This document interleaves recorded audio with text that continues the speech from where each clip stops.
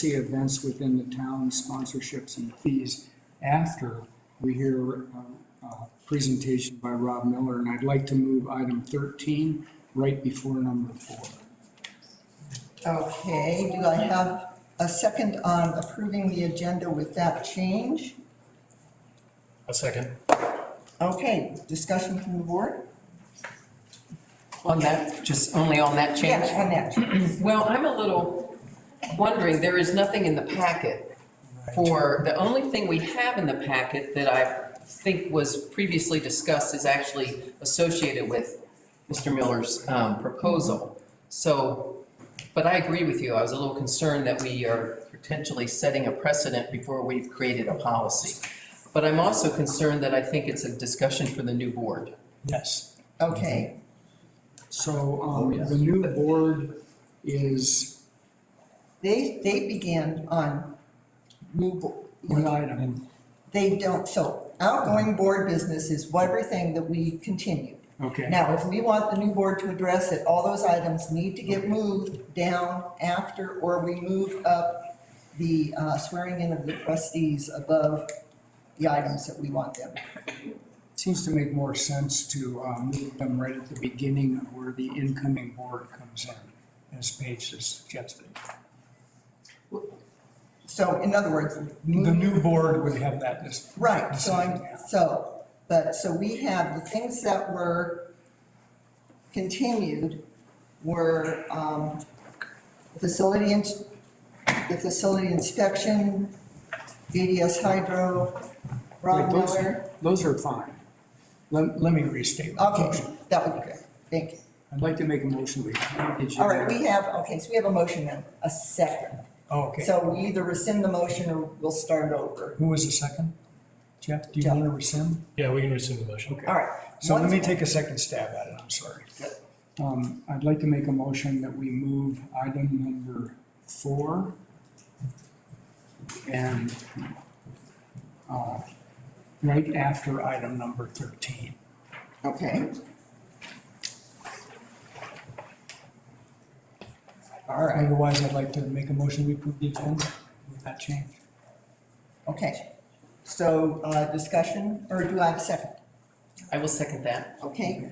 And- Let's vote on this one and then we'll do any other Okay, changes. thank that you. need to be done. So all in favor of moving item 4 to after item 13? Is there opportunity for discussion? Oh, yeah, if you want, go ahead. I'm going to take my opportunity to make a comment because I may not have one later. And that is, I agree with our conversation last time that a policy is needed in regards to events in the town. However, I think we should be careful about not slowing down the planning of those events in lieu of creation of a policy. Okay. All right. Any other discussion? Yes. I also would like to see it moved, but I actually have a proposal to propose when we get to that might take care of this. Okay.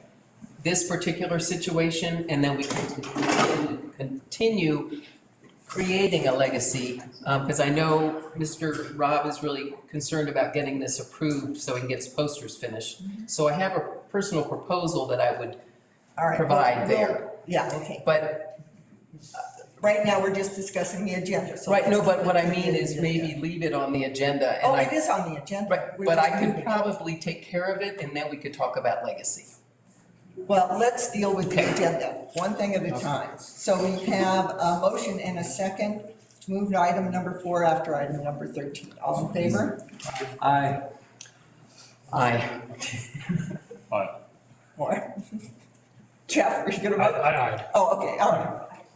So, any other changes to the agenda? Yes. I would like to suggest that we move item 7 down for incoming board business, simply because I Okay. think it might be of interest for the new board. They may Okay. have some thoughts on the facility inspection policy All right. that we have not heard. I thought that they. So we can move that to item number after 14. Okay, so you have a motion to move item number 7 after number 14. Do I have a second? Second. Any discussion? All right. All in favor of moving item number 7 to after number 14? Aye. Aye. Okay. All opposed? None. All right, next. Get this in order. And so we have an amended agenda now. So can I get a motion to approve the agenda with the 2 changes made? I'd like to make a motion, we approve the agenda with the changes we voted on. All right, do I have a second? Second. Discussion? All right, seeing none, all in favor? Aye. Opposed? All right, that, we have an approved agenda. All right, next up is announcements. Does anyone have any announcements? Yes, I'd like to make an announcement. Yes. I've noticed a lot of vitriol dedicated towards staff. And in the 30-plus years of working in a number of environments, many of them women-dominated, and I'm going to get some flack for this statement, but I've seen viciousness on the part of women toward other women in leadership. I would hope that that's not what we're dealing with here. Thank you. All right, thank you. Okay, anyone else? All right, I do have an announcement. So we are going to have a strategic planning session on June 25th. If you or anyone you know would like to take part in deciding where we want the town to go in the next 10 to 20 years, please come to the strategic planning session. It is going to be a large community event. So I urge everyone to come. All right. Next, we have recognition of, Question from the audience. oh, I'm sorry, in a moment. Yes, Ms. Pattison? Time for that event? It's not dead set yet. It'll probably be running maybe 10 to 4. There will be a lunch provided. So, but I will absolutely let everyone know as soon as that time has been set. All right. So next is recognition of visitors and guests. I'd like to welcome everyone to the meeting tonight. We are very pleased to have you in attendance. We do welcome your comments, questions, and suggestions. To address the board, please raise your hand and wait to be called on by the mayor. Then come to the podium, just over there. State your name and the street on which you live. If you are on Zoom, please use the raise hand function to be recognized. If you are on Zoom on the phone, use *9 to raise your hand, *6 to mute and unmute. All comments and questions should be addressed to the mayor only, and 3 minutes per person will be allowed for all public comment. It will help the board to hear and understand your comments if they are clear, concise, and respectful. Please present factual information.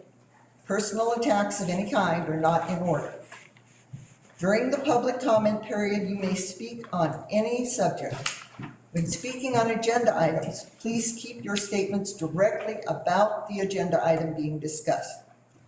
Until you are called on by the mayor, please be respectful of those around you and those who have the floor by remaining silent. Please take any side conversations out of the room. All right, would anyone like to address the board on something that is not on the agenda? Yes, Ms. Patterson. There's no video or YouTube or Zoom. Oh, well, it is on this side. So we may just have a screen problem. Thank you. Yes, Mr. Watson. Hi, I'm Aaron. Do I just do it here? Podium. It just got moved, Aaron. Hi, my name's Aaron Watson. I live at 38620 Pitkin Road, and I'm co-founder of Dark Skies Paonia, which is why I'm here today. This week is International Dark Sky Week, and so across the world there's celebration of dark skies, which is reducing artificial light at night. Right, tonight we have a stargazing event at Volunteer Park, so we'll be there till 10 o'clock. You're all welcome to come. It looks like it's clearing up, actually. Also, this month in Colorado is Lights Out for Bird Migration Month. So the governor has recognized the impact light pollution has on migrating birds. It's actually devastating. So it's great to see some policy coming forth. And there's also a House bill that's moving through legislation right now. Senator Donovan, Representative McCluskey, and Representative Catlin are sponsoring that. And so really we're seeing a lot of movement in policy coming for dark skies. And so we have an ordinance, we've been working with the board on this. I believe, Mr. Conklin, you have the ordinance now. And I'm just here to let the new board members know and the old board members that Dark Skies Peonia is very active, and we're energized and we're ready to do what it needs to happen to get this ordinance through and make Peonia a certified dark sky town. So we're really close. And yeah, I just want to offer whatever help we can provide. We're here and we're ready to go. So thank you so much for hearing us, and yeah, all the work the board has done up to this point. We really appreciate it. Thank you, Aaron. Thank you. All right. Anyone else? Yes, Ms. Watson?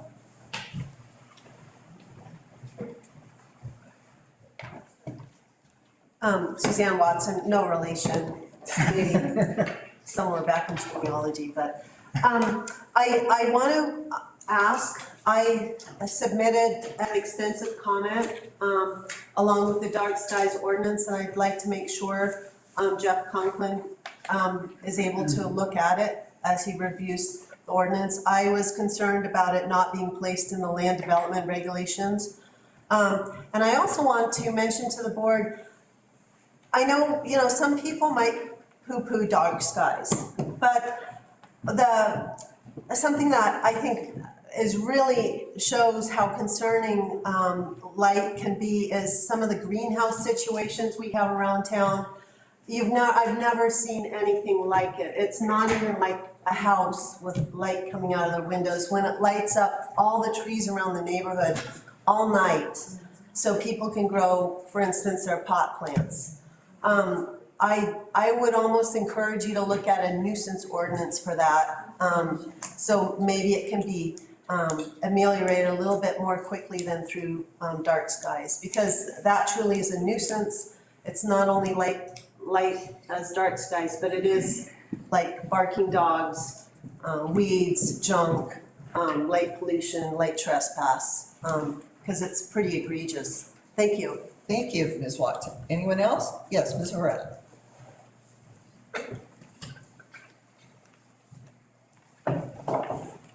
So, my name is Mary Riley. I live at 211.5 Niagara in Peonia, Colorado, and I'm here to talk about an incident that happened to me on Sunday evening.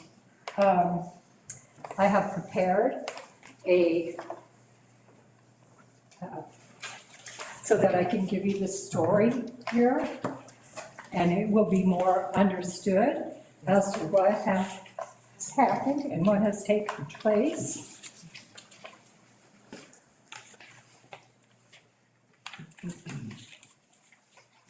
So I also have a packet up here, and I will guide you through these pictures. If you will give me a second here. First of all, before we get started, I want to say that I'm not here out to get anybody. I am just here because of what happened to me, and I really, really am upset about it, okay? So, the first picture here, of course, Friday in the windstorm, I had a major tree fall on Friday evening. As you can see in the first picture, the tree snapped off and came right across my car and into my yard, okay? The next picture is also a picture of the huge amount of tree that was on my car. The third picture is what I was dealing with that was in my yard. As well as the next picture, and the next one, and the next one. Now, this one right here happens to be the picture, no, that's also in my yard. Okay, now, there's this picture right here, yes, this one right here. This is the emergency branch tree that was in question, okay? The next picture shows how little of the alley it actually took up, okay, which was right in front of me. The last picture shows you that the tree, that branch was wedged tightly into the V at the top of the tree, okay? And then, of course, the last picture is just a picture up above showing you that all this was in my yard, okay? So the majority was in my yard and on my car, okay? I've shown you pictures of exactly what was in the alley. All right, so the first thing and our priority, because we couldn't even access the alley without getting on our hands and knees and crawling under the tree, okay?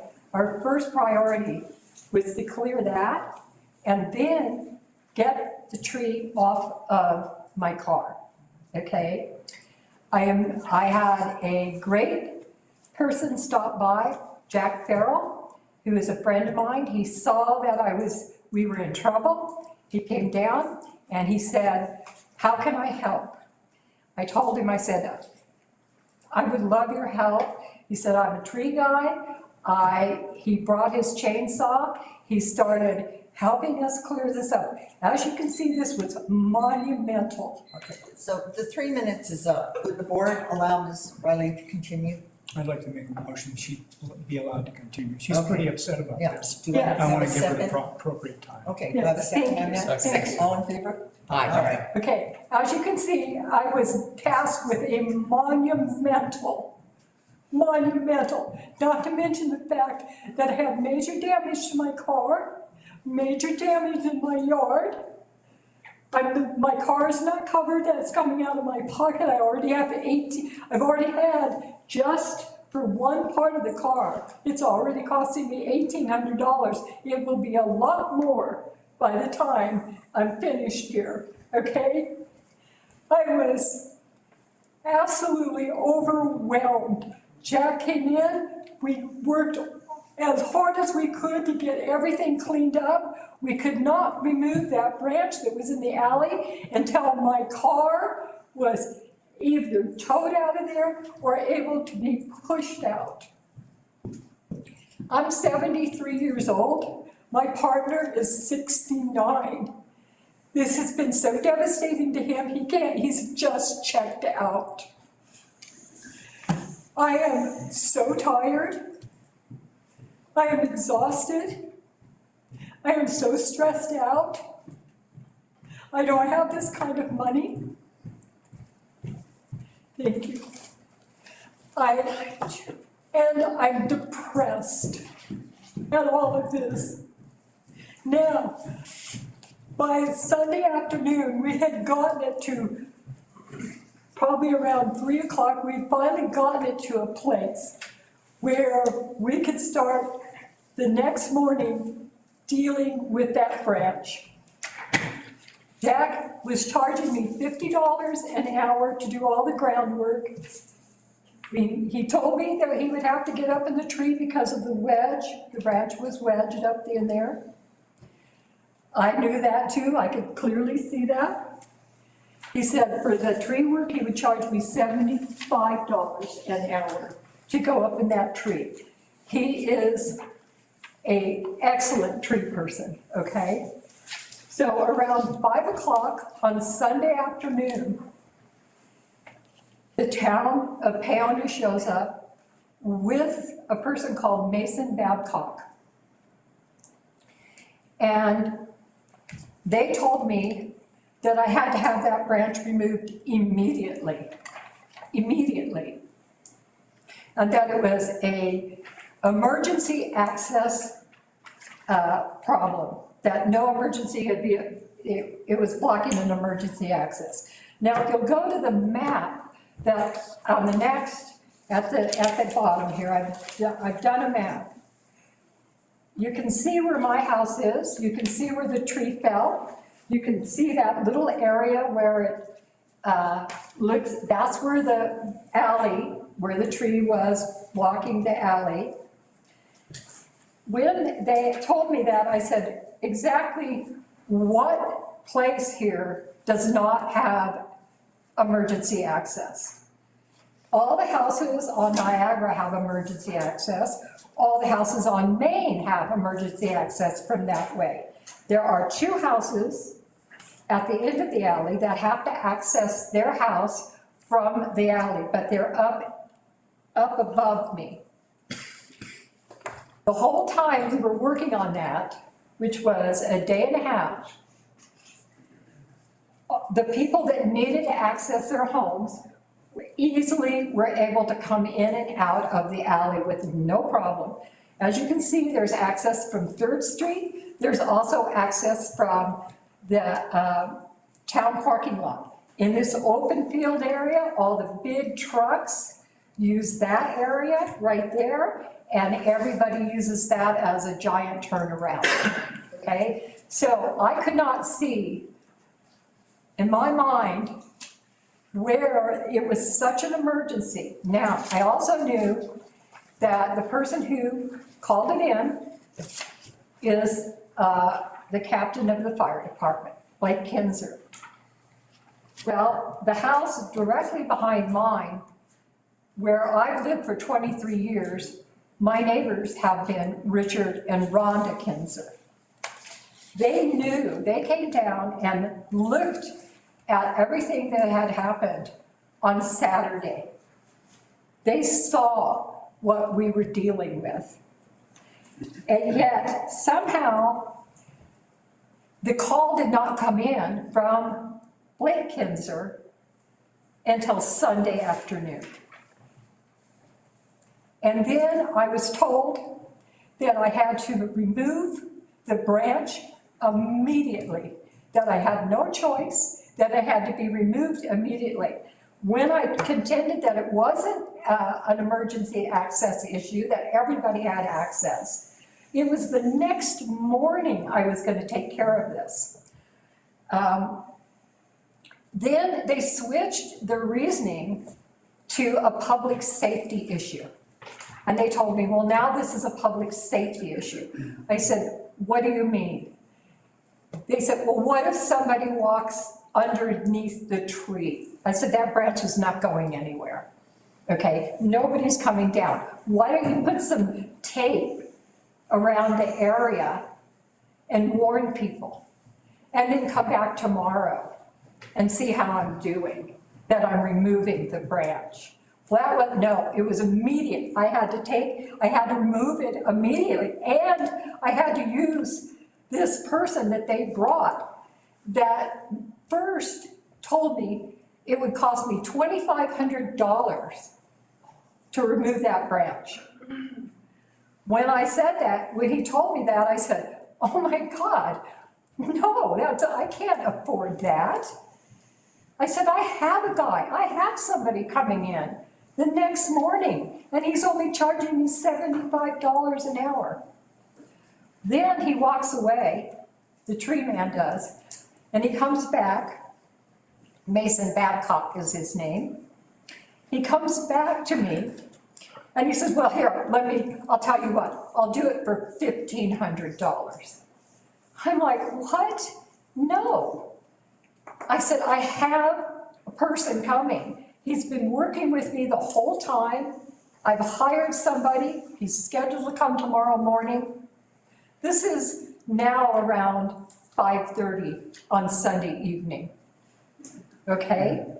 So they told me that I had to pay this man. I had to pay him $150 or $1,500.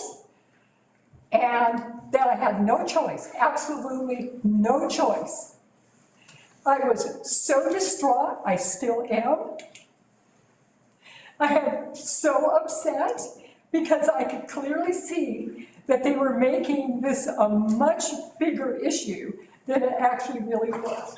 Now to Corey's, I will say that he's new on the job, I knew that. He was very kind. And I could tell that he was clearly upset about the situation. I do feel that Mason Babcock bullied not only me, but him, once I said that this was not a access issue, and they started in on the public safety thing, Mason was the one who said, it's a public safety issue, you have to remove this tree right now, it's a public safety issue. And they just kept saying, I had to do it right now, right this minute. And this was the person that I had to pay to do it. It took him 3 hours to do it, okay? So that's $500 an hour. What he first told me was $2,500, which adds up to about $830 an hour. This is outrageous, that I am forced in this kind of situation. It was an emergency and I was doing the best I could do. I had everything lined up. We had done phenomenal work in getting everything cleared and ready so that we could either get my car towed out of there, because none of that tree branch could not be dealt with until my car had gotten moved out of the way. Of course, it wasn't running. And so this is, I can't believe that it happened. I was totally taken advantage of and told that I had absolutely no choice in the matter and forced to pay this very rude man $500 an hour to remove that branch. You saw that, you see that, okay? For $1,500, I could have gotten any tree guy in there. They would have done everything, including also my walnut tree got several branches broken off, including that for $1,500. And yet I was forced to pay this man, okay? So he was real nice to me. He told me in the beginning, he said, oh, I'll take pictures and I'm going to give you an itemized statement and I'm going to give you all this stuff. And I'll give you a copy of the contract that they forced me to sign. And so in the end, this is what I got. Okay? You also have a Xerox copy of this too, all right, in your path. Written on, tore off on a scrap of paper that he had in his car, and this is what he gives me for my receipt. When I walked out there toward the end, he was being verbally abusive to his wife.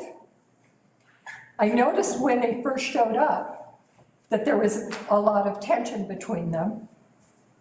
When I walked out there, he was verbally abusing his wife.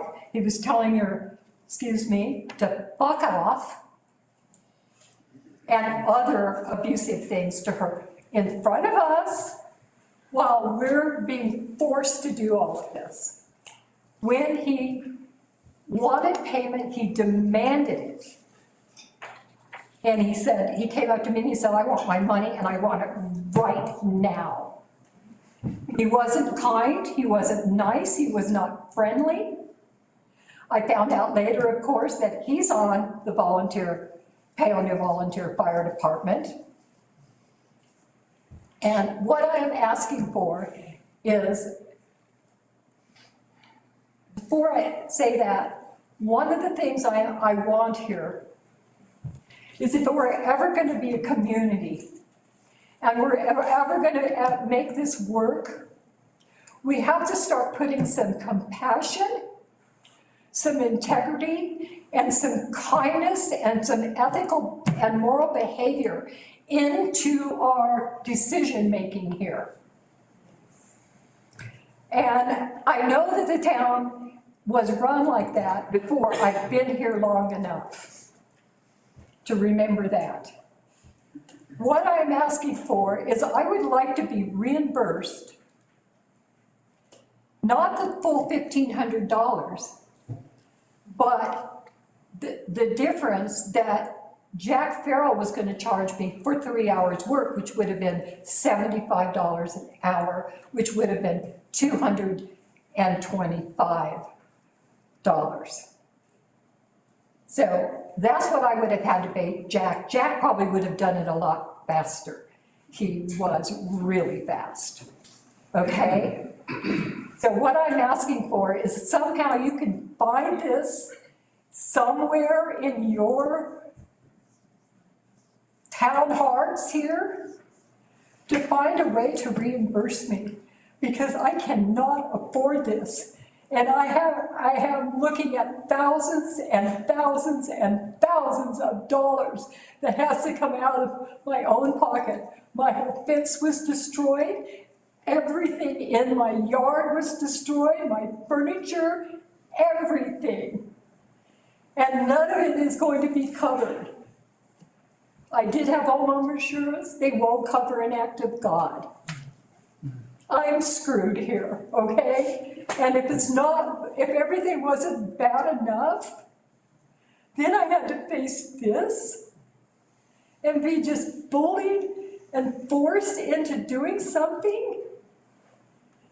This is awful. This is not the way we work with our people and our citizens in this community. This is not what we do. All they needed to do, you saw that, all they needed to do was put some cones. That would have cleared this public safety issue right there. Oh, and by the way, while they're yelling, telling me public safety, public safety, public safety, not one town employee had a hard hat on or any safety vest or anything. And the tree guy didn't have a hat on. He didn't have any safety, nothing. All he had was a chainsaw, a rope, and a person to hold the rope, and that was it. He didn't have a truck, he had nothing. And this is what happened to me. I am so depressed. I am so exhausted. I am so stressed out. And I can't believe this happened. I just can't. And it was the most vulnerable time of all for them to come and do this. And they gave me no choice, absolutely no choice. It was immediate. I had to remove it, and I had to remove it immediately. Thank you very much for having the courage to come in and share all of this with us. No, it's not easy. It's not easy at all. I don't know that we can actually deal with this tonight, but what I would like to do is to put this on the next agenda, and then we can make a decision on reimbursing you the money at that point in time. Could we assign staff some? Yeah, we could actually assign staff to look at this, and I don't know if this needs to be a board decision. This could probably be a staff decision. Would you agree with that, Mr. Conklin? I think on something like this, it might require some board direction to staff to make a determination on that kind of expenditure. Okay. Town staff could potentially make that, but kind of given where this issue lies, it might be better directed by the board. Okay, then I would suggest that we put this on the next agenda. We will do some investigation, and then we will get back with you in 2 weeks and let you know what the decision is. Yes, Mr. Well, now, Mayor, I'm wondering, it seems like some things would be interesting to know, like what is a typical charge by a tree service? $500 an hour does seem, I have friends that do this kind of work, and that's not what they charge. And so it seems it would be important that staff looks at what are the charges, find 3 or 4 tree services around that are insured, and what do they charge per hour? And bring that information, and if they could interview Mason Babcock and find out what his side of the story was. Madam Mayor, I'm here. Oh, you're here. Oh, okay. Okay. Yep. I'd like Wait, to. that's, sir? Yep, okay.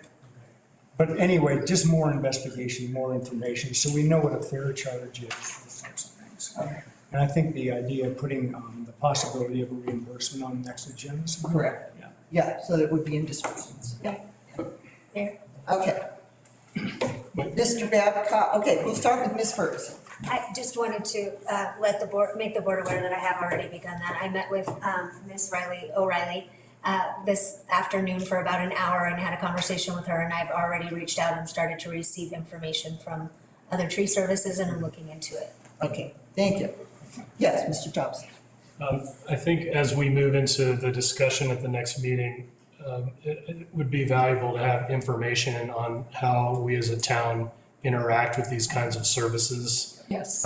And especially what the impetus for the town and its connection with this particular service was, and why maybe there wasn't opportunities to get bids or, some information on funding before the work was done. I already had somebody.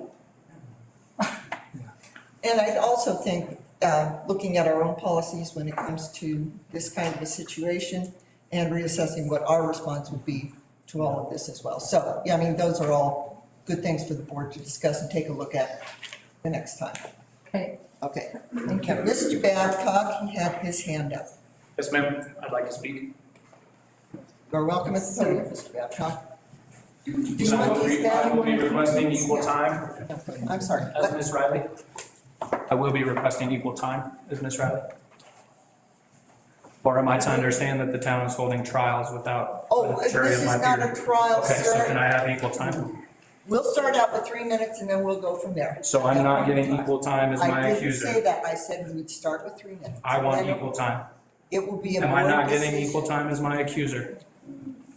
This is not a trial. This is out of order. Right. Okay, Mr. But am I not Babcock. getting the same time as my No, accuser? you are not at Okay, this I'll point. take my 3 minutes. Thank you. Better. My name is Mason Babcock. I'm one of the arborists here in Paonia, and I own Alexa Gray Tree Solutions, for which I am the lead climber and sawyer. I'm also the lieutenant of the Paonia Fire Department, where I serve my town admirably. I don't think this had to be explained to anyone, but my private business has nothing to do with my public service. Alexa Gray Tree Solutions has nothing to do with Paonia Fire Department, and vice versa. On Sunday, April 24th, 2022 at 4:46 p.m., I received an emergency tree call from Mr. Corey Heiniger. I had recently given him an estimate for tree work in the town of Paonia. Mr. Heiniger made it clear to me that they had a tree down that was a major risk to human property, health, and safety. I scrambled, loaded about $10,000 worth of climbing gear and felling gear into my truck, and I arrived on scene in less than 20 minutes. That type of response for an emergency does not exist in this town. Upon arriving on scene, we confirmed that the tree was in fact a major risk to human property, health, and safety.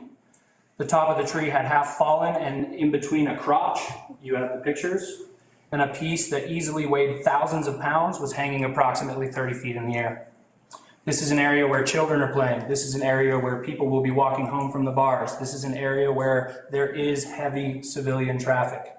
It's dangerous. It could kill somebody. I've seen it kill people, and it's almost killed me.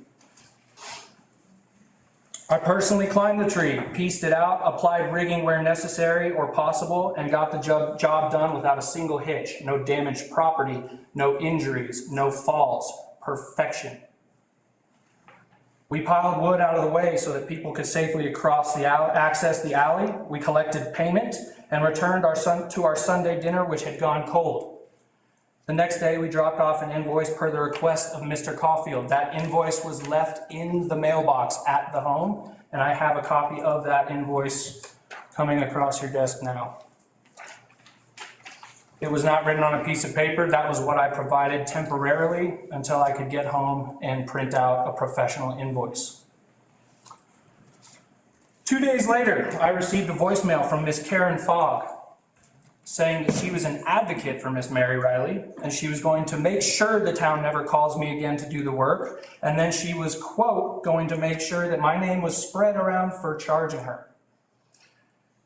Miss Karen Fogg is popular on Facebook, and she likes to drag people through the mud. I believe that's what she was speaking of.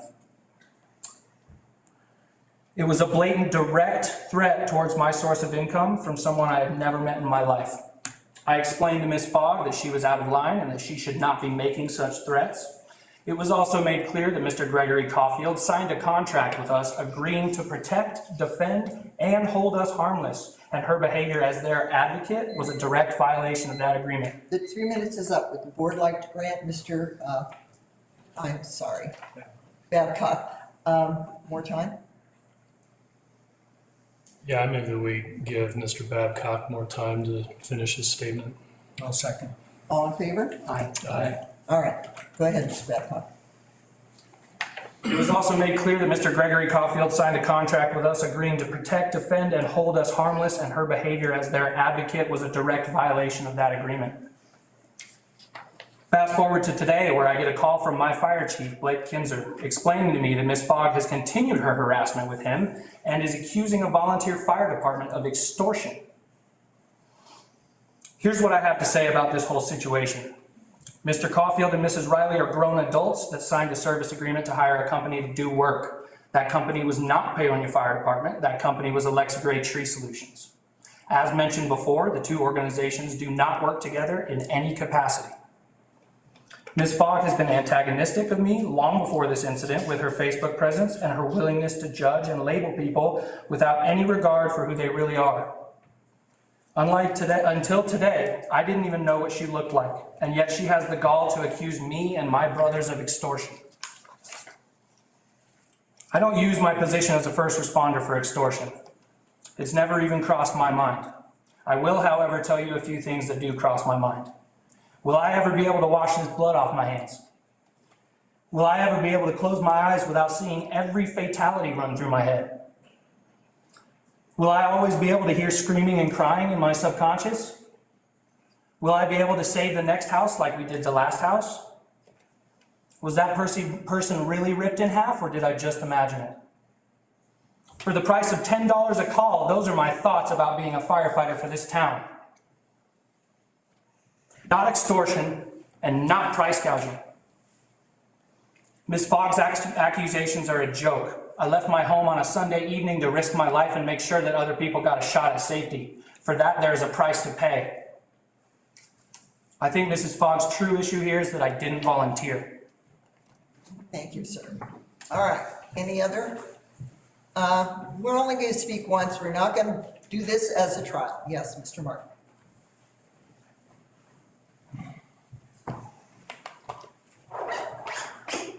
Thomas Markle, 302 Second Street. I'm not a trustee yet, so I understand that I'm still allowed to speak freely. I went down to Miss Riley's as soon as I heard about this incident, and I think that it represents excessive liability for the town. I'm not sure about your timing for meeting next. I may be making a motion to deal with this sooner than 2 weeks from now. Basically, there are a couple laws that may have been broken on the part of town, or at least nearly by town. I'm not sure exactly how it's going to play out. It's going to be up to Mr. Conklin to inform us as to what we might do. But I want to make you aware that there is a state requirement for public integrity in municipalities, which we may have run afoul of. And you can jot this down, CRS 2431-113. You may want to get more information about that statute. Aside from that, I absolutely appreciate Mr. Babcock standing up and being allowed to speak his piece. Thank you. Yes, Ms. Watson.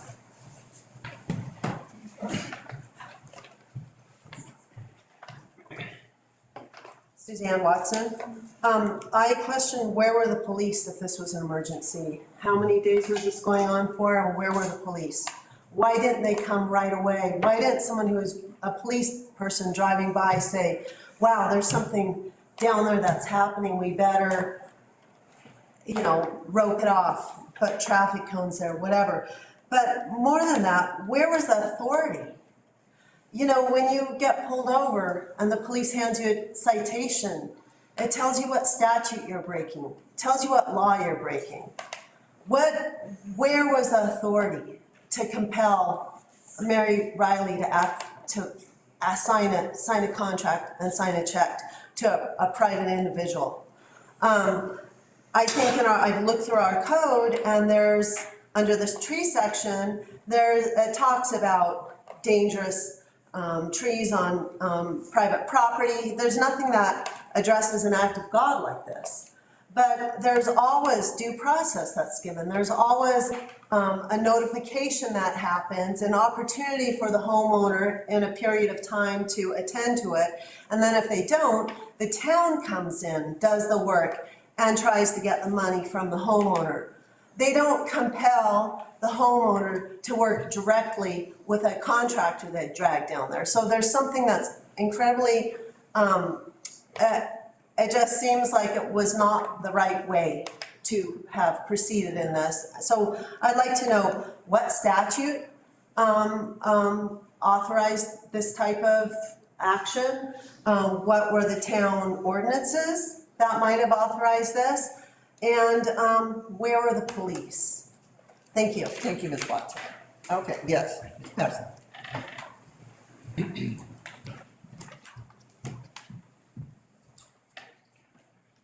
Thank you, Michelle Pattison, 302 Second Street. You mentioned that you don't want this to be a trial tonight. I agree with that. But I think before directing staff to do anything, before the board deciding what your next steps are going to be, you need to have an executive session with your attorney to talk about what liability you might face and what your attorney thinks the next step should be. So I would strongly urge the board to consider that as a next step, and hopefully sooner rather than later. Thank you. Thank you. Anyone else? Yes.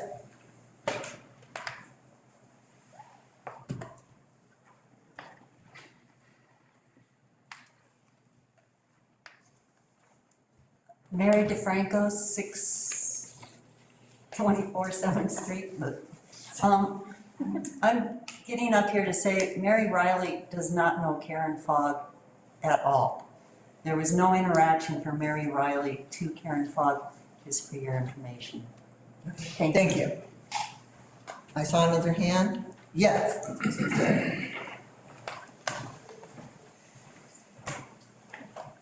Rick Stelter, 312 3rd Street. If there was an emergency declared by an agency or agencies, I think that the agencies or agency are responsible for the excess charges for this. She had a person already working on this, and it became an emergency by declaration. And that means that the person declaring the emergency or persons make it their responsibility to pay the excess charges. Thank you. Thank you, sir. Anyone else? Madam Mayor, just a clarification. Sir, you've had your chance to speak. But All right, no, to sir. clarify about Karen Mr. Fox, I have a Sir. voicemail, ma'am, with all of the information where she is threatening me and claiming to be Mary Riley's advocate. I have that voicemail and I'll send it to you. All right. Thanks. Okay, anyone else want to address the board on this item that is not on the agenda? Madam Mayor, I'm kind of gathering the informational pieces as we go along here, so I just kind of wanted to revise what I advised previously about whether this could be a staff or a board decision. Yes. I think that if it's appropriate for the staff to review and it's clear that there's authority for the town to cover this expenditure without issue, then that would be appropriate. That may have happened short of this in any case, short of our board meeting tonight and the comment in any case. If there's some question as to that, we could come back to the board at its next meeting for review and decision making. That'd be my recommendation. Okay. Does the board agree with that recommendation? Yes. Yes. Okay. All right. Thank you very much, Mr. Pumpkin. So, Ms. Ferguson, it's kind of in your hands. All right. Let's move on to the consent agenda. Can I get a motion to accept the consent agenda? Do I have a second? Second? Discussion by the board? I just have one question. Yeah. We finished with our public Yes, public comment recognition instead. as the only one. Okay, I just wanted to make sure no one else came to Yeah, statements. Yep, I asked, all right, Okay, sorry. yes. Mr. Johnson? On page 16, that would be regular town board meeting, March 24th, Yes. which I was absent from. It does say that I seconded the motion. Oh, not good. You were here in spirit. So anyway, that needs to be corrected. All right, That's all. all right, anyone else? Okay, so there will be a correction made on the agenda. All in favor of approving the consent agenda? Aye. Opposed? All right, that motion passes. All right, next up is disbursements. Mr. Tracy, I believe this is in your hands for, Unfortunately. yeah, all along. Madam Mayor, I'd like to make a motion that we approve accounts payable in the amount of $50,642.83. We previously approved the loan payment and the Norris retirement payment. I'd like to recommend or add to my motion that we transfer to payroll and also transfer from ops and do the payroll direct deposit of two different payrolls on 4/8 of $19,686.72 and on April 22nd of $23,744.30. In addition, payroll taxes of $6,841.32 for April 8th and $7,907.21 for April 22nd. Okay, do I have a second on disbursements? A second. Discussion from the board? Yeah. I have a question on page 25. And I was curious, there are 4 entries for payroll and then payroll taxes, but I'm not quite sure why the 6841 in parentheses and the 7907 in parentheses. It doesn't seem like they are, have been integrated into here in terms of coming out of a fund and going into another fund. And I'm just wondering what I'm missing. That's paying payroll taxes. No. The 19,000, the 23,000 show up everywhere, which makes sense, but those two do not show up Because in it comes here. directly out of the operating account. The payroll comes out of the payroll account. We transfer the funds into the payroll account. The payroll direct deposit comes out of the payroll account. The payroll taxes come directly out of the operating account. So, Yeah. Madam Mayor, if I Yes. could explain. When we sign checks on Friday morning, the checks for the unemployment insurance, FICA, insurances, those types of things, those are direct checks that we pay, that we approve. So that's why you don't see them in that thing, because it's part of disbursements. Does that help? It's part of disbursements as opposed to going in and out of accounts. It's In and out of accounts here. Yeah, the Yeah, payroll okay. accounts. It doesn't go out of the It payroll. doesn't really make sense, but I'll look at it. in disbursements. And then I just was curious which loan was being paid for the 11,671. That was from the last time, and it is what the smaller water power authority loan. That's what that, Get Water Power Authority, thank you. I have another question on page 26. Let me just get to it. I was curious, the summit balance, there was $100,000 that was added in to that summit balance from the previous meeting, if I remember. And I was just curious where the 100,000 comes from. Operating account, And out of the operating account into the summit account. so when you say the operating account, so there was $100,000 that did not need to be encumbered for payment for anything, so then it goes into a, summit is a checking account? It's an Savings. investment account, Okay. savings account that earns interest. It's a savings, thank you. I've always wondered what summit meant. And page 27, I have a comment or a question. And this is on the disbursements. I was curious about the training at the very top, CGFOA, audit and budget. I was just curious what that training was. That is, they're offering training. The first one is titled Audit 101. The second one is titled Budget 101. And I'm hopeful that it will be able to be used for you all to review, to have better knowledge of audit and budget. So it should be prescriptive things that you can use to explain to us what's going on underlying the budget? Is that, cool, good. So you're being trained to train us, essentially? No, I'm gonna watch it to make sure that it's gonna provide, that it's gonna be information that you'll understand to provide the training for the board to have, so that you Yeah. have more information. No, on I appreciate budget and that. audit. Because you can tell I don't quite get it from the previous questions I've just asked about the 100,000. And my last question is, we're buying quite a bit of equipment from phones.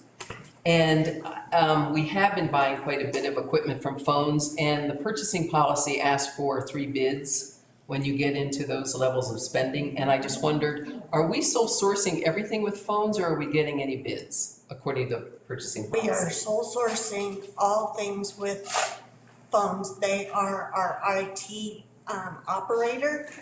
So all services and all equipment comes through phones so that it's covered by our IT agreement.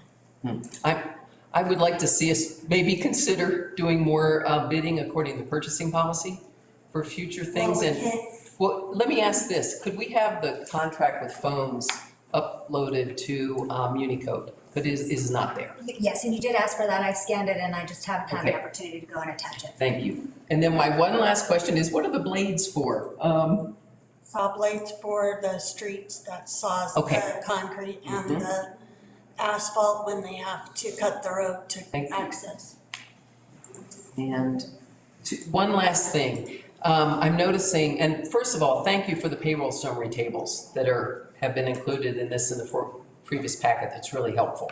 Thank you. And I just want to express concern about the amount of overtime with Jeremiah and Jordan, and hope that that is a cause of, because they're new and trying to get their feet under it, but It's a that, concern. and they are splitting between and working on some of the monitoring and things that are happening over the weekends, and really doing an incredible amount of really good work at the plants. But we don't anticipate that that will keep at that pace. And while we're speaking of the payroll as well, apologies, I wasn't in here when we first started disbursements. I did want the board to be aware, when you're looking at the payroll summary, that you will notice that Public Works Director Heiniger has a higher pay because of overtime. And I want to make the board aware that he is a salaried position, but during the time when you're first hired and doing your training and onboarding, you are paid for your overtime. But you won't see that moving forward after this pay cycle. Thank you. I hadn't noticed that. Thank you. That is the extent of my questions. Okay, anything else from the board? Can I just make a comment? Sure. On the payroll, and that is, if our employees continue to have to work overtime, it seems that we have a staffing issue that needs to be corrected and for that work-life balance to be achieved. So I just would ask that you all keep an eye on this in the future, and if it does continue, we consider new positions on town staff. Thank you, sir. All right, anything else? Anything from the public? Yes, Mr. Martin.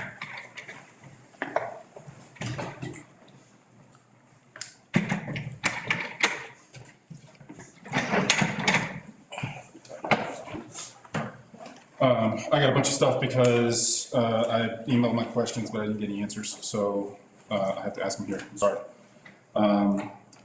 First off, I guess there's not line items, but there's a 1 million gallon porta potty for $81. That was also done last month. For let's see, how much was it? $96. I don't know if you guys have ever worked on porta potties. They don't need that much service. You need one porta potty for about every 10 people if they're full time.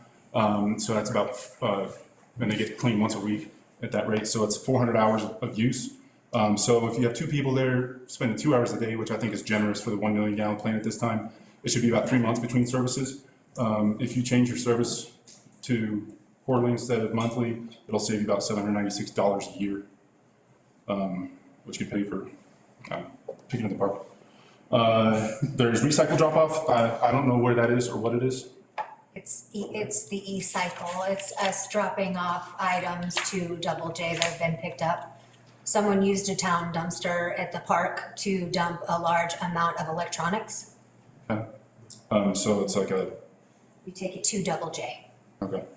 I have a couple of those invoices that I'd like to review, specifically the Phones Plus and our attorneys. I'd like to see how his time is being spent.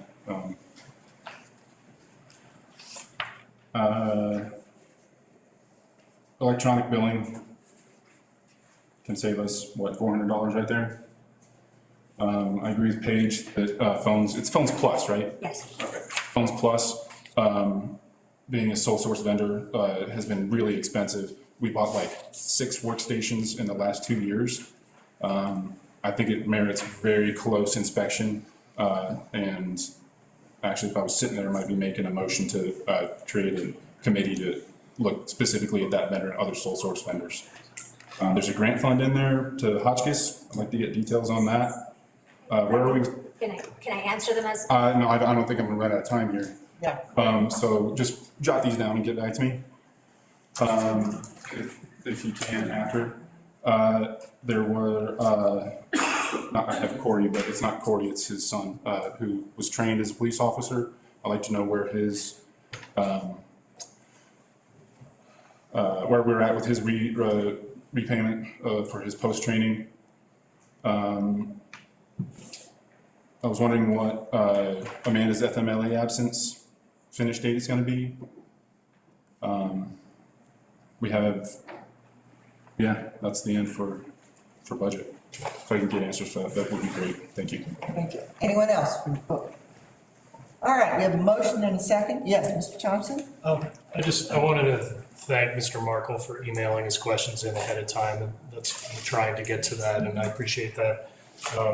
And I would request that maybe if you could facilitate public comment between the commenters and the staff. Sure. That might make the communication go more smoothly. Sure. Thank you. I can do that. All right. We have a motion and a second to accept disbursements. Are we ready to vote? Okay, all in favor? Aye. Opposed? All right, that motion passes. All right, next item on the list is the board consideration of the draft agreement with Lone Cabin Turner Ditch. Yes, gentlemen.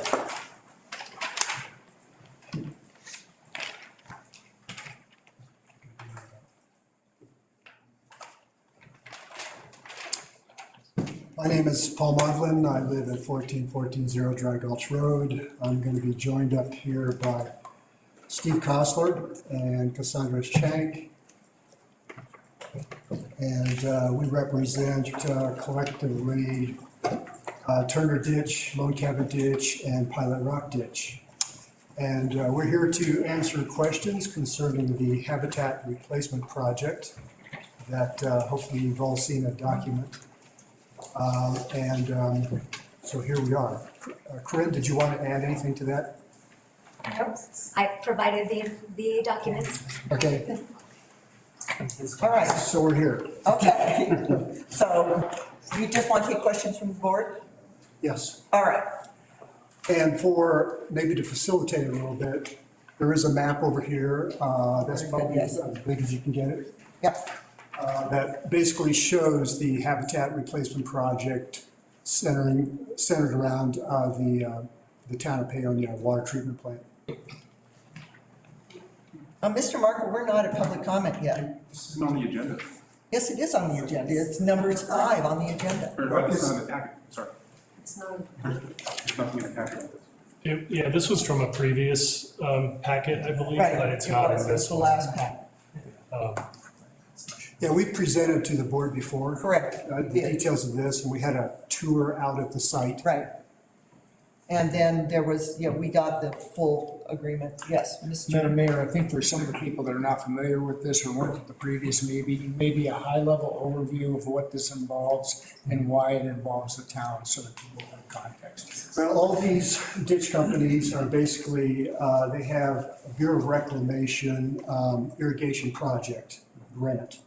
Piping. Pardon, piping, that's correct. There's a whole story behind that, but I'll just sort of keep it high level. And that as part of that grant, we're required to do some environmental things, one of which is a habitat replacement project, which is supposed to replace the habitat that's lost when we pipe irrigation water and dry some stuff up. That project is scored, and so we're supposed to come up with a habitat replacement project, positive credits, if you will, to compensate for that habitat loss. And that's what the habitat project is out of the treatment plant. That's what that's all about. So it's probably, we plan on spending something like $300K developing 4 to 5 water sources out in this area. And the whole idea is to come in there and in those various sections that are shown, we're going to be removing invasive species, mostly Russian olive and some tamarinds, and building some natural dams and such to sort of remediate the area. And we'll be planting some good species also. And all that stuff is kind of identified in probably more detail than you want to look at in that document. Sorry. The document is kind of determined by Bureau of Reclamation and It was very detailed. Very detailed. No, it was fascinating. Learned a lot. All right, questions from the board? Yes, Mr. Thompson. So this is remediation work for the buried ditch that's above town now, is that correct? Or- these ditches haven't been, the actual irrigation project has not been initiated yet. You first have to get the environmental stuff out of the way, one component of which is the habitat replacement plan.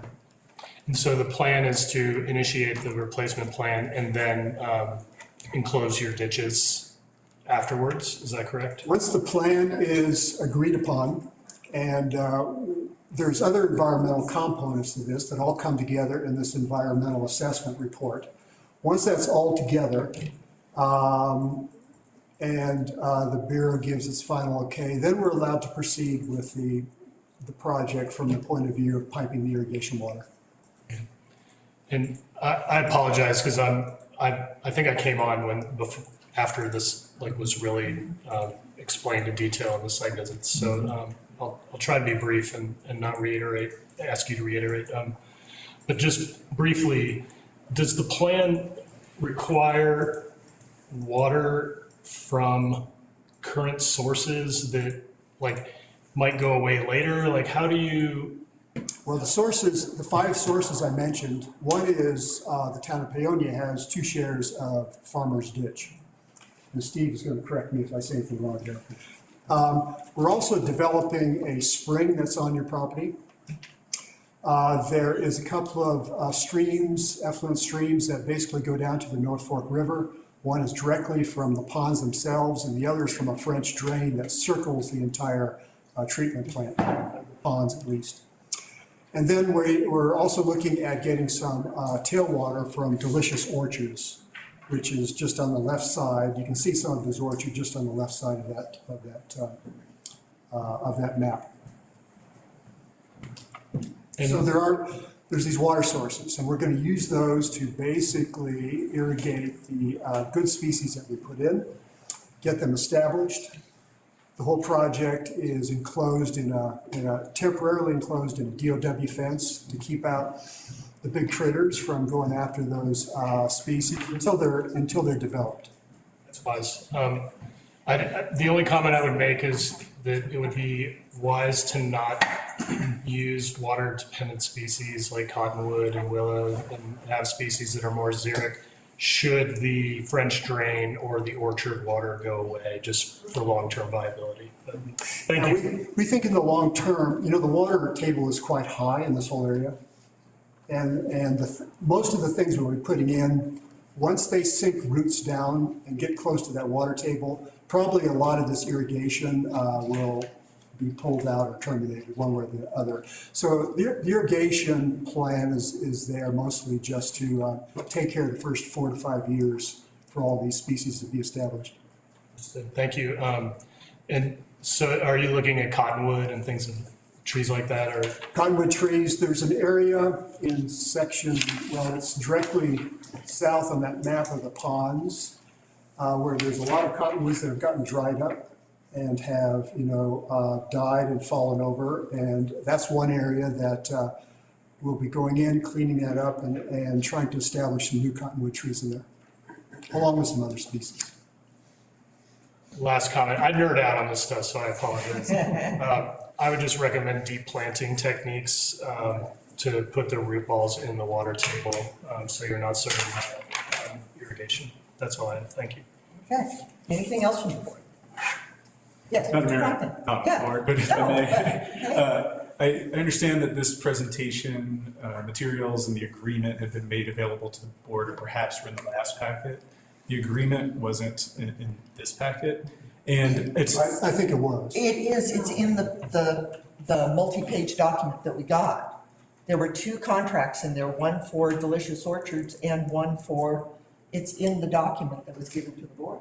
When? I didn't see it. In the packet that at least I downloaded. This from- packet is not in this. Yeah, and so, I mean, it's on file, and I think it's, probably okay for the board to approve the agreement, given that it's on file, it's been in the packet. In the, abundance of caution, it might be best, now that we've had this discussion, to bring the agreement back at the next meeting simply on the consent agenda. It's not a public hearing, it doesn't require any additional discussion, but just to make sure that that's in the packet, so there's not any questions about it. Okay. Great. Anything else from the board? I would just like to say that I think I was in the audience when maybe this was brought up in the summer, but I've not read it. I feel completely unable to vote on anything because I don't have any idea what I'm voting on, so. Okay, all right, anything from the public? Yes, Ms. Kendall. Yes, come on up. Okay.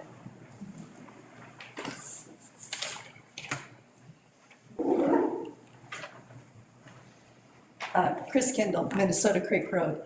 I have a question. This has been an ongoing project for what, 5 years now? I think that's kind of what's getting these guys. Well, there hasn't been any project up to this point. No, but I mean, it's something you guys have been working It's on something that we've been working for the towards last for quite a while. 4 or 5 years, and I think the documents were probably a few years ago. No. We got an email. The document was, This discourse probably isn't appropriate for the Okay, forum. but I mean, my question is how long can this go on? Because I don't know if you guys have got all your funding and stuff in place. we have all our funding in place. Because I know last year you guys were still struggling with everything, and I And was Mayor, the curious. comments should probably go through you. and Yes, not it should. directly Okay, between the I'm two. sorry. It's kind of hard to, because they're the ones with the answers. Right. What I was asking is, I know last year they were, because of pipe and things, that they didn't have enough money to do this project. And how long can this project keep going until, without the money and get started? Well, it sounds like they have the funding. Well, it sounds like it. Yeah. So, my next question is, when are they planning on starting? Okay, Wendy, do you have it? It looks like you're starting with When the some board, we haven't started anything yet, when the board approves this habitat replacement project, and when we have things done like the environmental assessment report, and there's a couple of other aspects like getting the State Historical Preservation Society involved, or organization involved. So once the environmental stuff is all taken care of, that's when we launch into the real project. So there's still a lot of steps to go through there before you guys get started. Thank you, Ms. Kendall. Okay, thank you. All right, anyone else? Yes, Ms. Peps.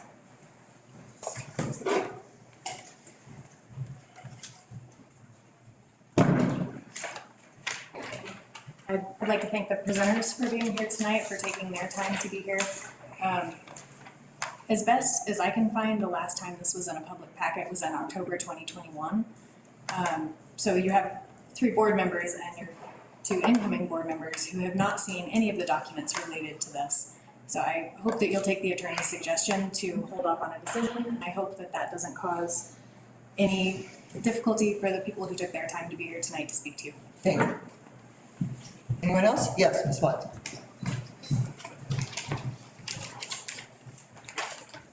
Suzanne Watson. I think the board needs to talk to the Colorado Rural Water Association about this, about our sewer treatment pond properties, about the future of sewer, what we might need in the future. I think before we commit any of town property, there's been so little discussion about this among qualified people, staff-wise. Travis is not here anymore, we don't have an ORC, our public works director is brand new. I really think you need to talk to the Colorado Water Association, the people who helped us with the sewer plant to begin with when it was put down there, before any commitments and decisions are made. Thanks. Thank you. Okay, anything else from the public? Yes, Mr. Burke.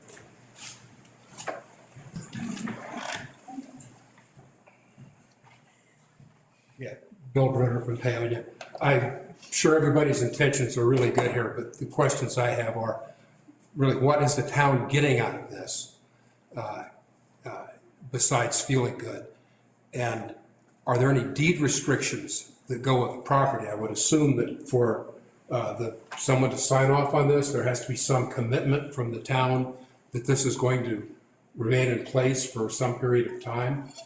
Yes. Yeah, Mr. Brenner, please. I'm sorry, that there's going to remain in place for some period of time. He was asking me a question. Where he wanted to. So what is that commitment from the town? Yeah, thank you.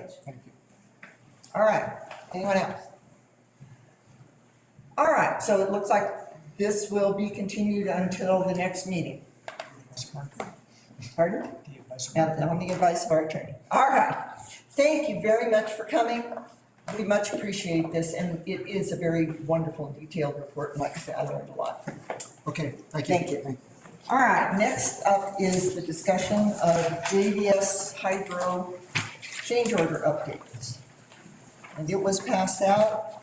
I don't know that any of us had a time to read this. No. So again, I think this should be, yes, Ms. Wilson. I do want to let you know that James is available. I realize you didn't receive it until this evening, and we have discussed the fact that it's still labeled as a draft attachment, although it is the final report, and that has been corrected this evening. I realize the board hasn't had an opportunity to review it, and so I'm not sure what Mr. Plumstarn's availability is at a future meeting if you're looking at the table, but he is here if you want to ask him. Mr. Plumstein, what is your availability in 2 weeks to address this? Hi all. Can you hear me? Get him. He's muted. No. He's muted.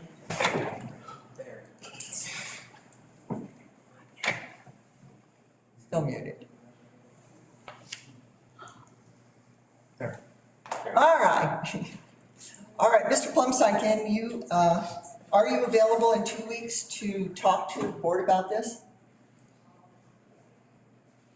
Return to a board meeting, in 2 weeks, is that the question? I'm sorry. Can you hear me? Yes. All right. Is the question, am I available to return in 2 weeks to the next Correct. board meeting? Correct. Let me confirm before I say yes. I believe that is the 12th. And I can be available then. Okay, then I would suggest we continue this until the next meeting, and then have a little feedback here. We continue this until, what? Might be, if you mute him, we might not. Oh, yeah, if you mute JDS. I got it. Okay, great, all right, then I suggest we continue this until the next meeting, and we'll discuss it at that point in time, so that everyone has a chance to review it. Okay? Can I have a motion to do that? I'd like to move that we continue this item to the next regular scheduled board. Do I have a second? Second. All in favor? Aye. Aye opposed? All right, we pass it. Moving on. Action item ordinance 04-2022 zoning modification to 1375 3rd Street.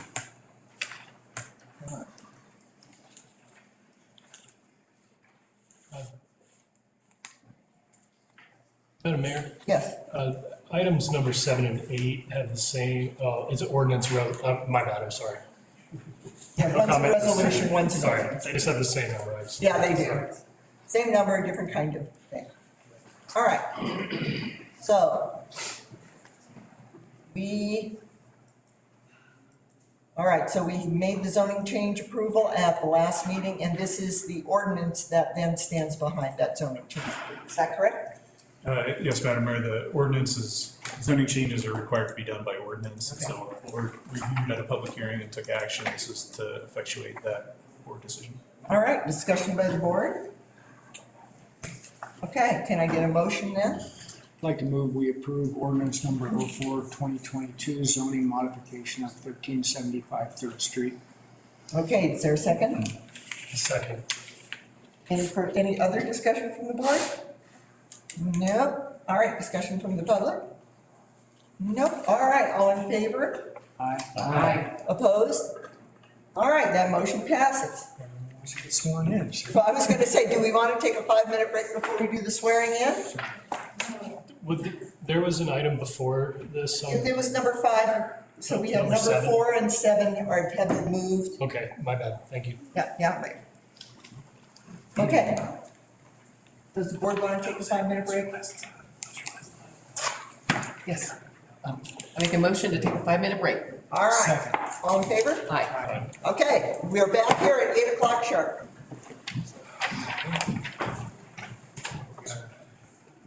Twist.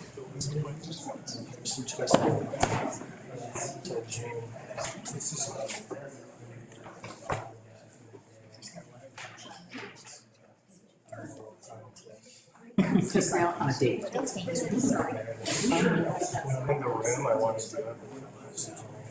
Oh, yeah.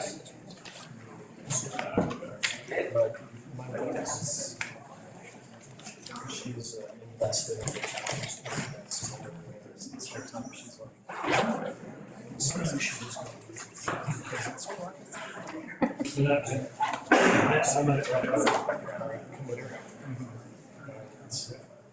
it works, and so finding places.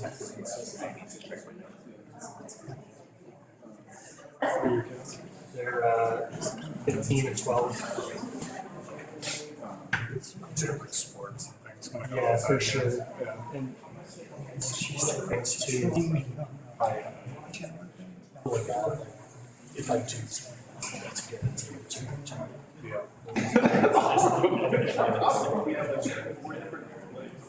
yeah, so that was like really close. Maybe if I just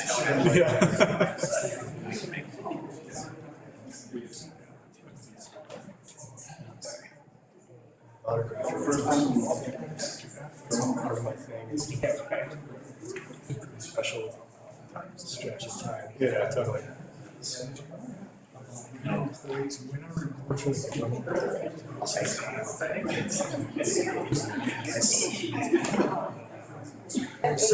board, I thought.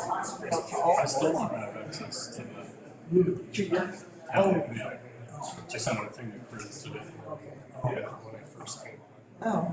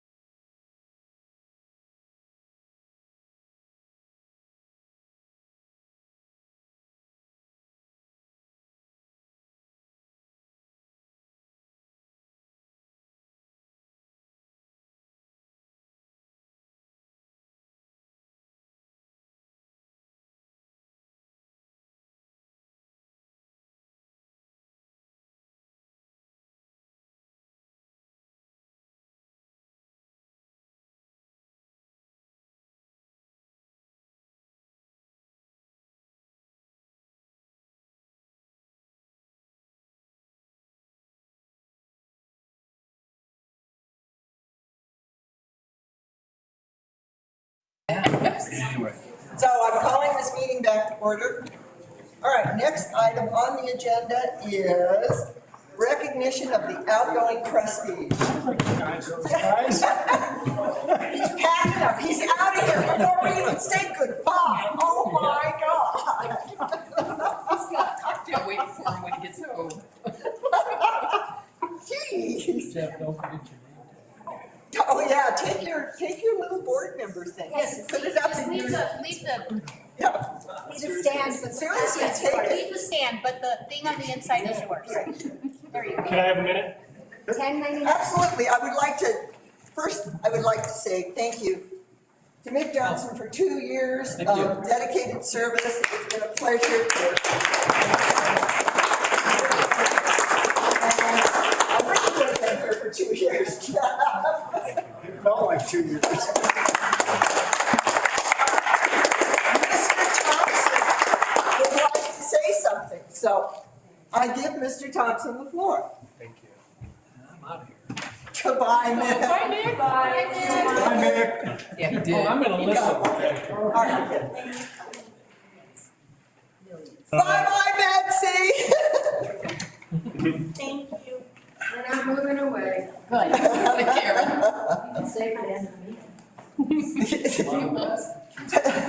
got margarita waiting for us. All right, Mr. Thompson, at last. I just want to say thank you to Paonia for the opportunity and for a few moments to speak. It's really an honor to be a part of this forum that we have, and I think we're really privileged to live in a town that allows for us to interact in governance in the way that we do here. First, I'll try to keep my comments to 3 minutes. And, will you grant me an extension? I'm sorry, I'll hurry up. I wanted to give thanks to Dave for mentoring me and being a positive role model. I really appreciate that. And I think the town is a better place because you're on the board. Thank you. I wanted to recognize Paige, my kindred interim trustee. One thing that I really learned from you is that we don't always see eye to eye, but together we're able to make better decisions than any of us alone. And I just really appreciate your perspective and what we're able to accomplish because of all of the expertise that everyone has to offer. Mary and all the trustees, it's obvious that there's such a strong desire to do good. And that's really what I took away from my experience here is that if we all have the best interests of the town at heart and that's our goal when we walk into this room, that Paonia is going to be a better place.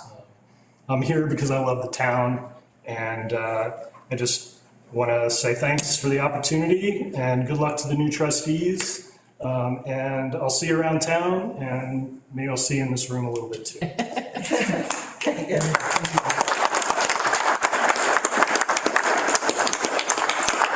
right, the next step is to fill these empty seats. So would Mr. Markle, Mr. Stetler, Mr. Valentine, and Ms. Smith stand up, and we're going to get you your oath of office. Can we stay here? You can stay here, okay.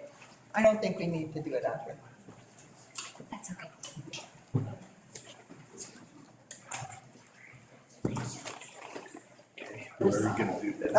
Corinne's the woman, so we just need to kind of, we'll get out of the way and let you guys.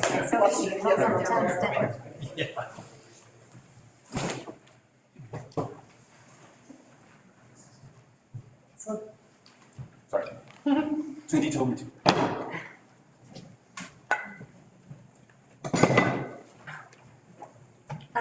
So we'll do them all at once, if that That's great. works, okay? So, you'll raise your hand. I state your name. I, Rick Stelter, Affirm that I will faithfully support the Constitution of the United States. affirm that I will faithfully cover the Constitution of the United States, The the Constitution and laws of the state of Colorado, the Constitution and laws of the state of Colorado, and the laws of the town of Paonia, and the laws of the town of Paonia, and I will faithfully perform the duties and I will faithfully perform the duties of the office of a member of the Board of Trustees the office of the member of the Board of Trustees of the town of Paonia, of the town of Paonia, to which I have been elected. to which I have been elected. Thank you. Guys, if you could wait 1 second, I'm gonna take a picture.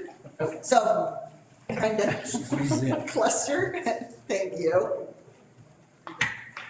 Wish we had a professional photographer here, so we'll just get what I got, which may not be the best, but we'll do it.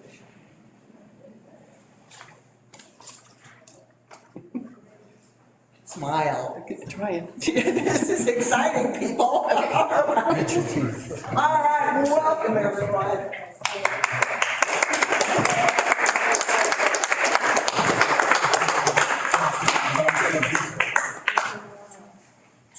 Okay.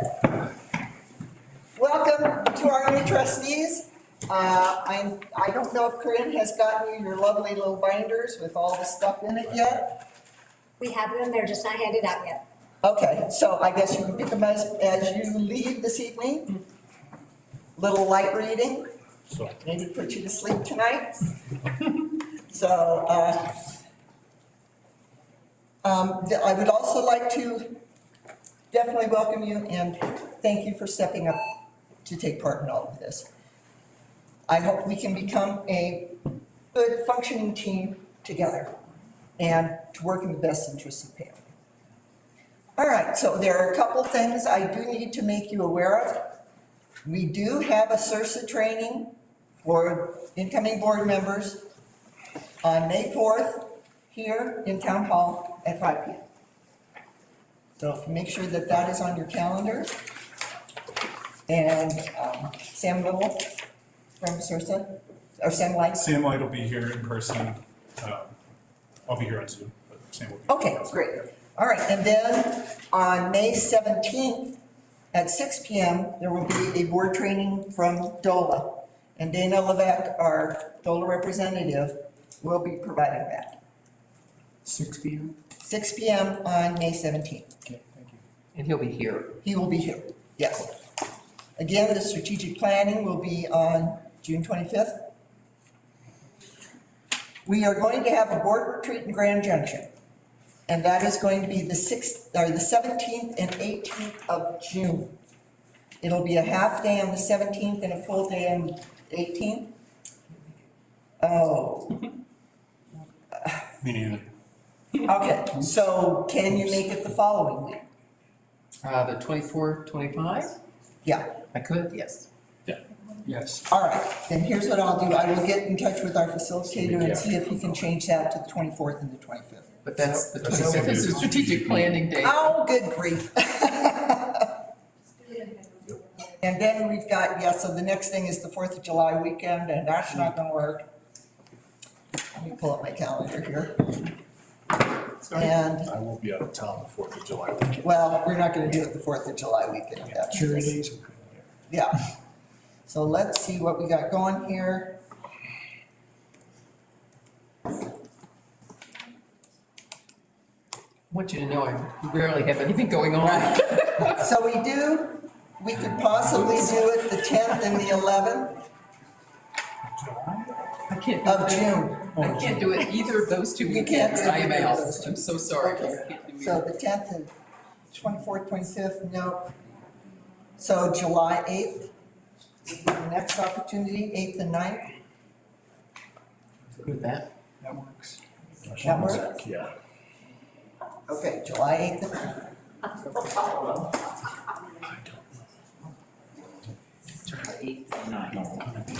All right. Retreat. Grand Junction.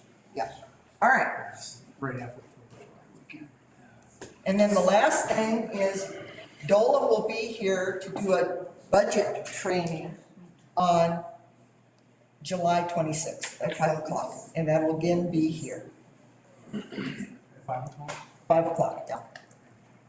Can you repeat that date? I'm so sorry. Okay, 26th. All right. Yes, Ms. Burns.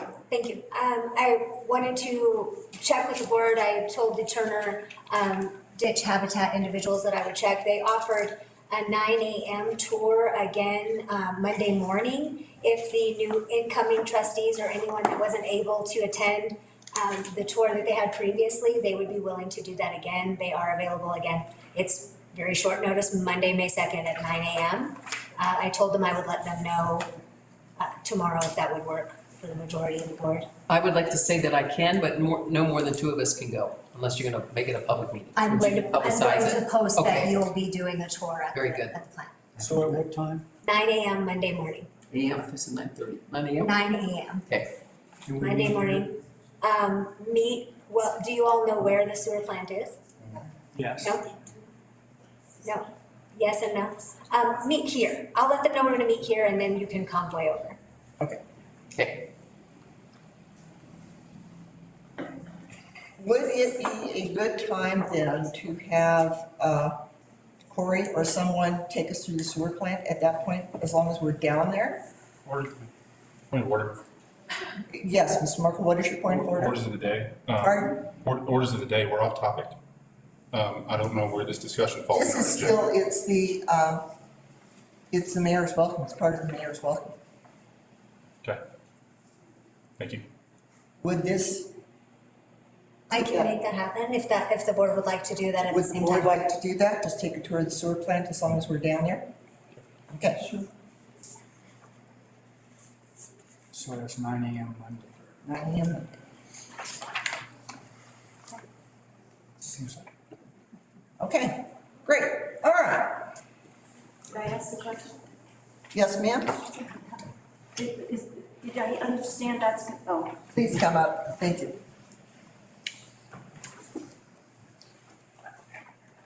Diane Charbonnet, 211 4th Street. Did I understand in that interchange that that's going to become a public Yeah, tour? yes. Oh, the public, okay. Yeah, the public can attend that, yeah. Thank you. Christina Patterson, Price Road. So did you determine when the board retreat is? We're attempting to set it up for July 8th and 9th. July 8th and 9th. And who determines that you need a board retreat? And is that open to the public? Yes, of course, it's a public meeting. Okay. And then you guys pay for hotels for the next night in Grand Junction for a Yes. hotel? Yes. And why can't you just have it here in this room? Because sometimes it is good to get away. And you can get a lot more done when you get out of the environment that you're in and go to a different environment.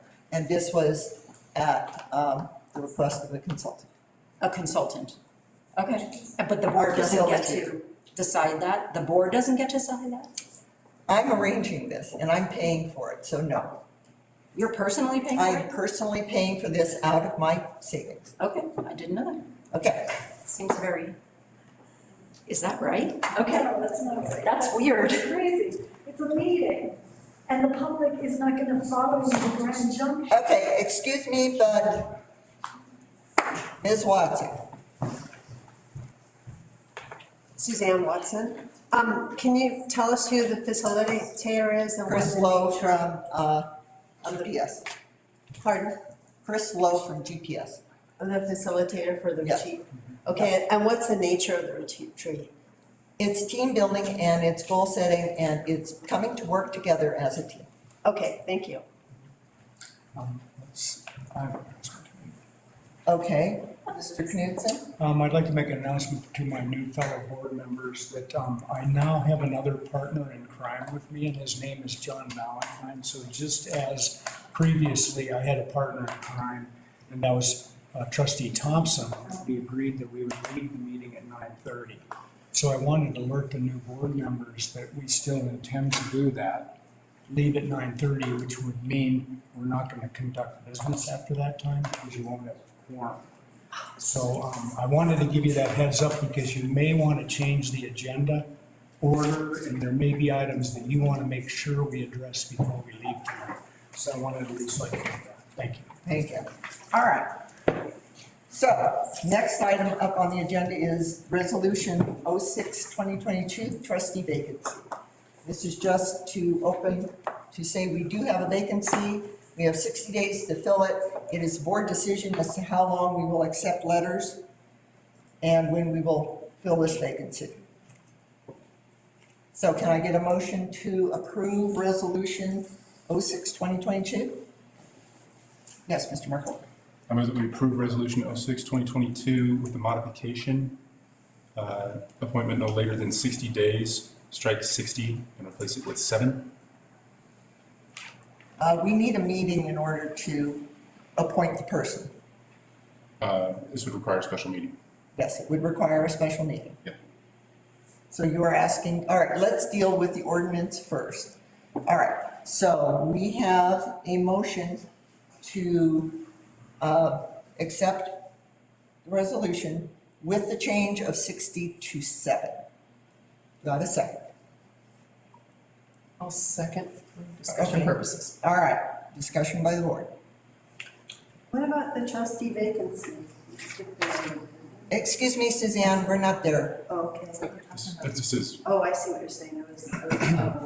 I'm not sure I understand where exactly in the ordinance you're referring to. thank you. So if you can clarify. Page 54, Section 2, Board of Trustees vacancy. Such vacancy shall be filled by appointment not later than 60 days from the approval of this resolution. To have a shorter time frame for that. Okay, and you're suggesting 7 days? I suggest 7. And have a special meeting? I feel that we have a lot of work to do and we're gonna have a lot of special meetings. We should go ahead and do that. Okay, yes, Mr. Houston? One thing I'm really concerned about, Trustee Merkel, is that I want to make sure that anyone in the public has a chance to be able to get on this. Merely giving 7 days notice may not be enough.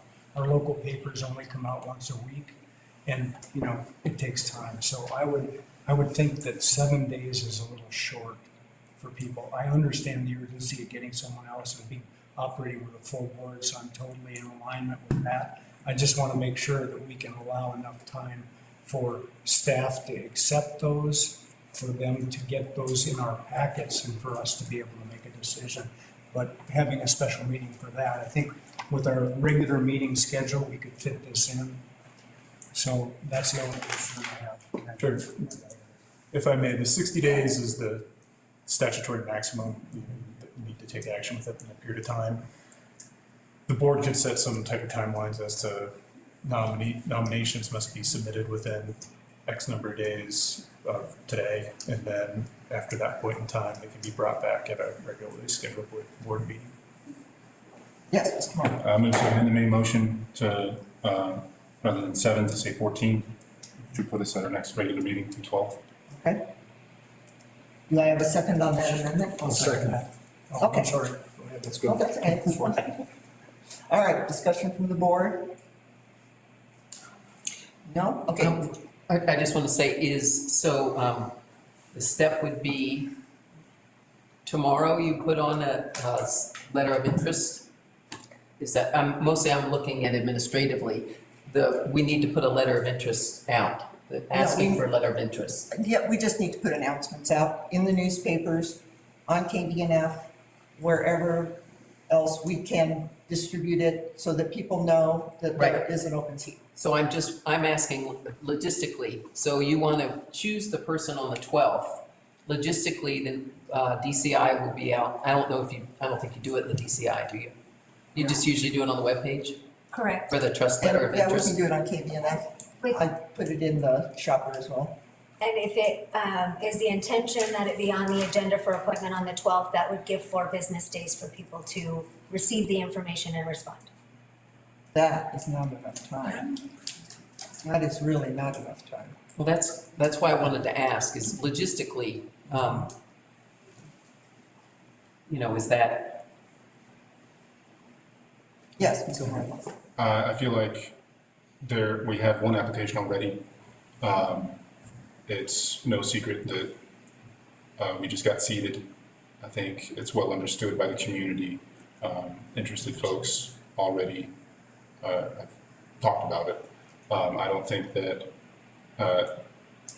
waiting for, I suppose the next proposal would be 30 days or until our next two regular meetings from now, is a month. And I don't think that we will be able to deal with issues effectively without a full team. So I know it may be inconvenient for some, but it is eminently fair, in my opinion, to have 2 weeks to put together a letter that says your name, essentially. So if it comes in by noon on Friday of the week before the meeting, is that sufficient to get it in the packet? It can be in the packet, yes. I was just making it known that then it provides approximately 4.5 days for someone to receive the information that it's an open seat and provide it to the board.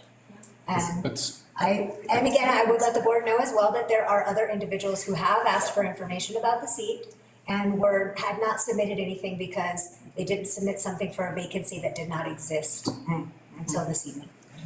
Okay, so if we make it to be at the next meeting, then the deadline for the letter to be received by the clerk would be, what would that be?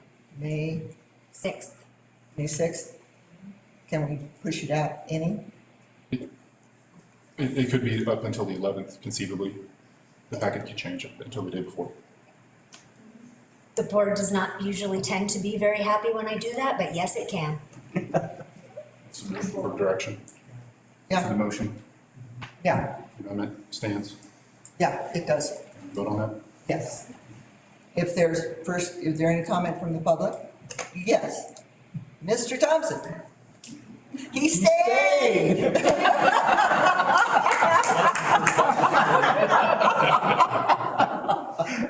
What a trooper.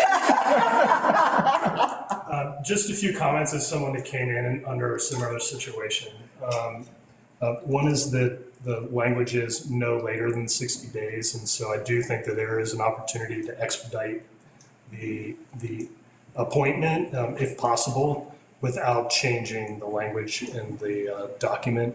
I'm really interested in, after participating, to see as much public input in this process as possible, and I think a shortened timeline could reduce the amount of public input, especially because the way I heard about this was word of mouth, and I think that's a big way that information gets around town. So I would encourage you to try to give as much opportunity as possible. Thank you, sir. Yes, Ms. Watson.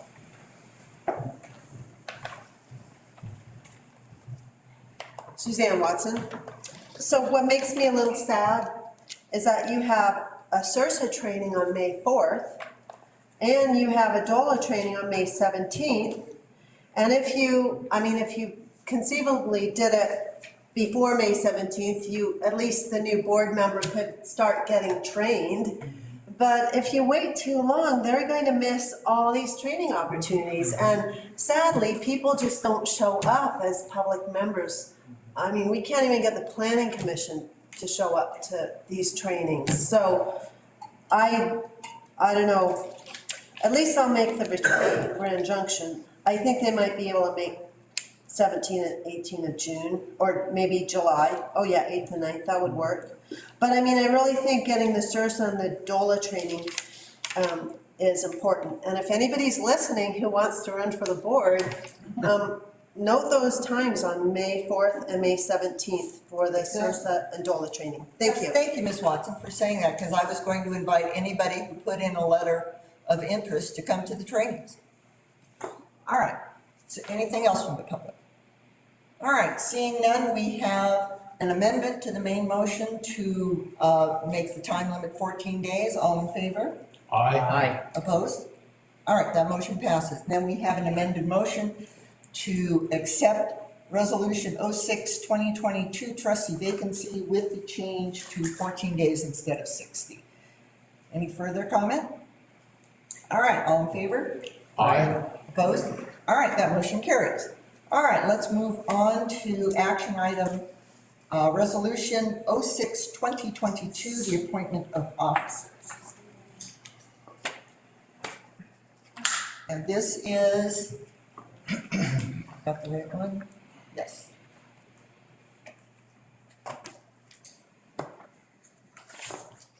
This is the 2-year appointment of officers that the board does every time a new board is seated. At this point in time, we have no one to fulfill the treasurer's position. The staff has asked that Cindy Jones fill this position, as many small communities of our size tend to do that because we have advertised multiple times for a treasurer and have yet got even any interest in the position whatsoever. Mr. King, who served in that position, was an outgoing member of the board when he stepped up to do that, and he did it without compensation. No, he turned it down. No, you got it. You did? Yeah. Oh, okay, go I on. signed his check. Well, that would make sense.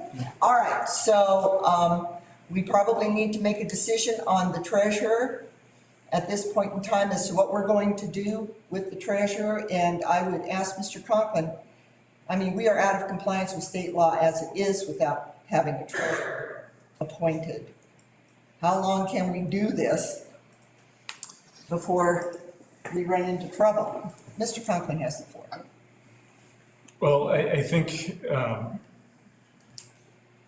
there's not a lot of risk in not having that filled, but it certainly should be filled. Also, in terms of this procedure, I don't know that state statute requires this, after every election, this type of appointment, but it's been the town's practice, and I think it's been the town's motion and direction in the past to do so. Part of the reason it may not be is because the appointment of these positions, there's also some cases employment contracts that are running concurrent but for those roles that are filled. So I think it's okay if you'd like to do this, but yes, continue to make efforts to appoint, find someone for a finance director, but it is very, very common for that role to be filled by, the treasurer, for that to be filled by your finance director. So. Thank you, sir. Yes, Mr. Martin. I move that we go into executive session for Colorado Revised Statutes 246402 4B to confer with our attorney for the purpose of receiving legal advice on specific legal questions pertaining to CRS Title 31, Article 4, Part 3, Organizational Structure and Officers of Statutory Towns. Is this permissible without being agendized, Mr. Conklin? I always take the position that the board gets to talk to its attorney whenever it wants. It doesn't have to be on an agenda for that. So I think that a board can move to go into executive session to get legal advice without it appearing on the agenda. Okay. Do we have a second? I'll second. Discussion from the board? Yes. I'd rather see discussions like this about what the legal advice is in full view of the public, so the public can hear any questions we as board members might have about these appointments. I think it'd be important for the public to know what we're trying to do. I don't see the rationale, I guess, for why we'd want to have an executive session. So I will be voting against that. Mr. Martin? It's my understanding that legal advice is privileged and to be given in executive session.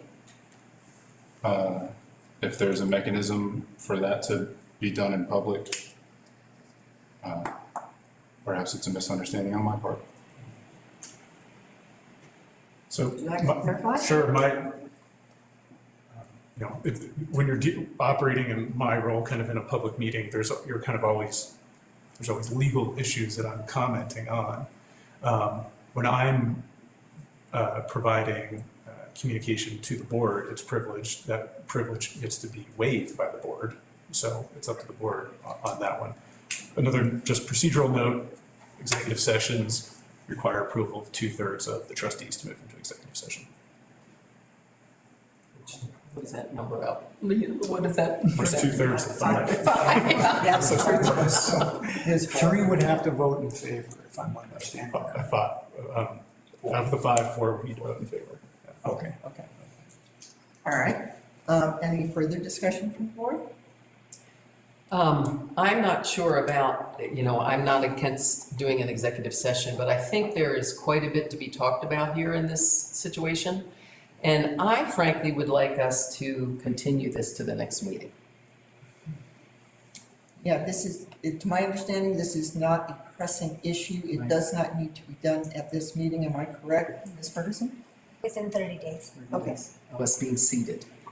And the reason I say that, and there's a lot to be discussed here, if I might. The finance officer and the treasurer's duties are quite similar.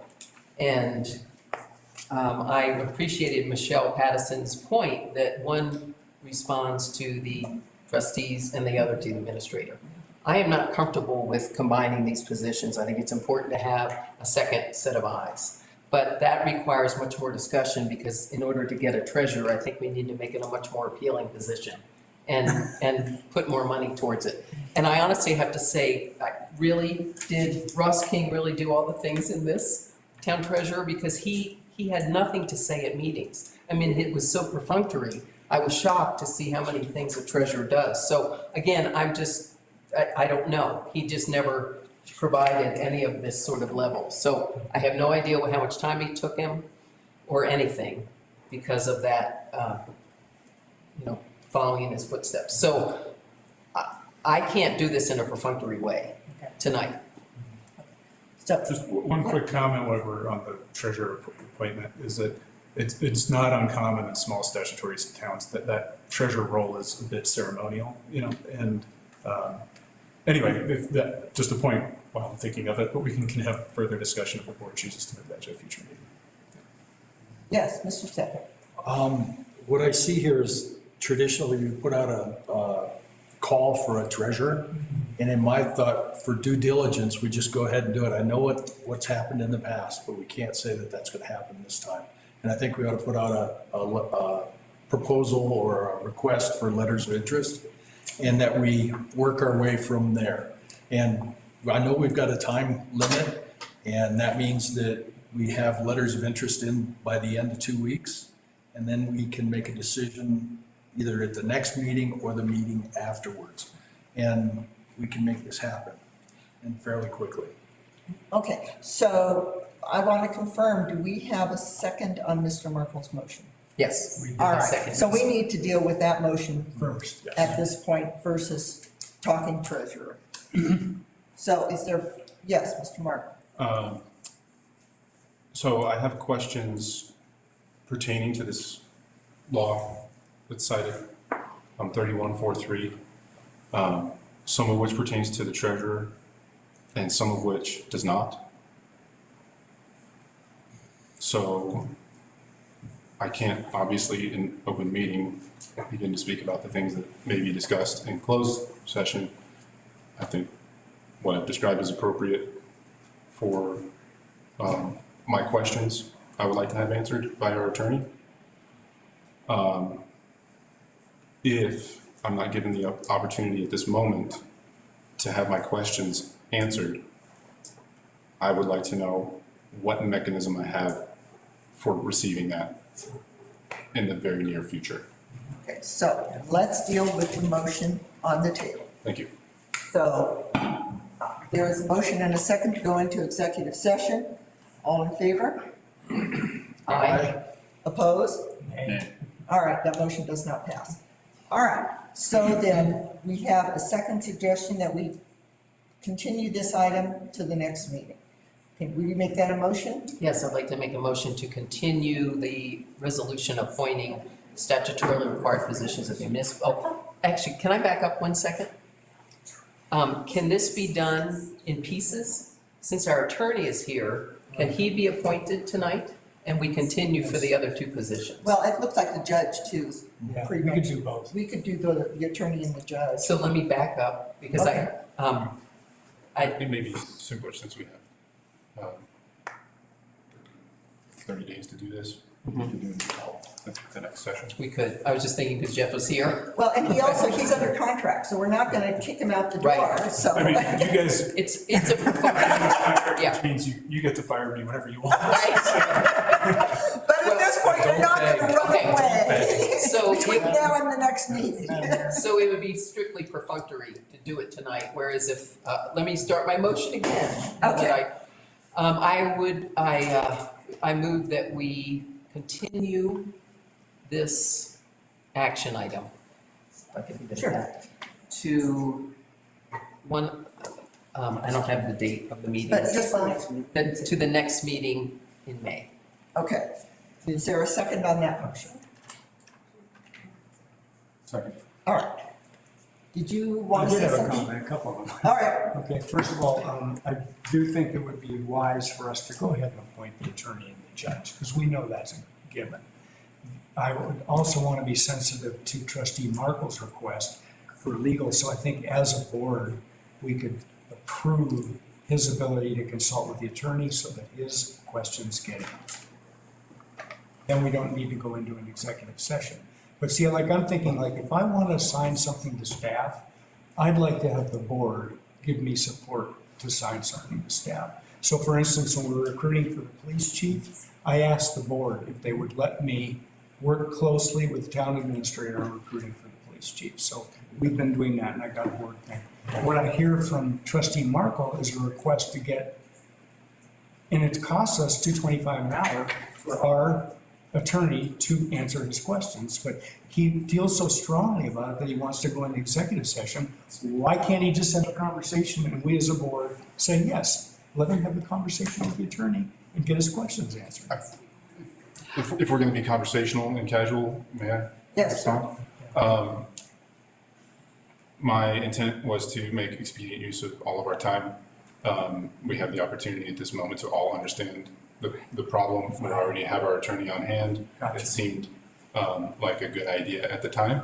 Apparently not everybody agreed with that, but I think that as long as, like I said, we can talk. Okay. I was gonna say, not knowing what your questions are, I want the board to have the benefit of the answers to whatever those questions are. Also, sometimes it might be helpful for me to have them in advance, so I can, I might need to research or something or another. So maybe if the board would like, it could direct Mr. Markle to submit his questions either directly to me or through Corinne to me, and then there could be an executive session where we could review those questions at the next meeting. And while I'm talking about the next meeting, an associate from my office, Richard, who is assisting me with town matters, is going to be at the next meeting, because I previously scheduled to be out of town. So if we can either do it at the next meeting, he'd be prepared for that. I could submit something in writing to all of the board, depending on the nature of the questions, or if it's something that it's preferred that I handle, it could always be at that following the second meeting in May, depending on the timing. Okay, all right, we have a motion and a second to continue this item until the next meeting. Is there further discussion on that? Yes, Mr. Settle. I would like to put out the letters, request for letters of interest for town treasurer at this time, as soon as we can, so that we have more time, because we have 30 days for a limit to try to get a treasurer appointed. And I think if we can get it by the next meeting, we have no interest, then we can make action at the next meeting without long discussion or anything else. Okay, so, yes. I'm not sure we are held to the 30-day appointment. Oh, yeah. I mean, if we don't have a treasurer, the world doesn't. Yeah, It doesn't come to an end. No, Right, it doesn't. exactly, we've had no treasurer. And the reason I say that is I would like us to have a discussion as a board specifically regarding the treasurer position, because if they are indeed doing everything here, I really think no one is gonna do it for $100. I really think we need to talk about, they have to be in town, as I understand it. Well, they have let's to be- not carry on Right. this discussion. No, but I would yes, like we to have understand it. So I would like to, after this, I'll make a second motion. All right, so we have a motion on the table to go ahead and continue this item till the next meeting. All in favor? Aye. Opposed? All right, that motion passes. I'd like to make a motion that at the next meeting, we have a discussion about how to encourage these, how to encourage a citizen to come forward as treasurer. Okay, do I have a second on that motion? One second.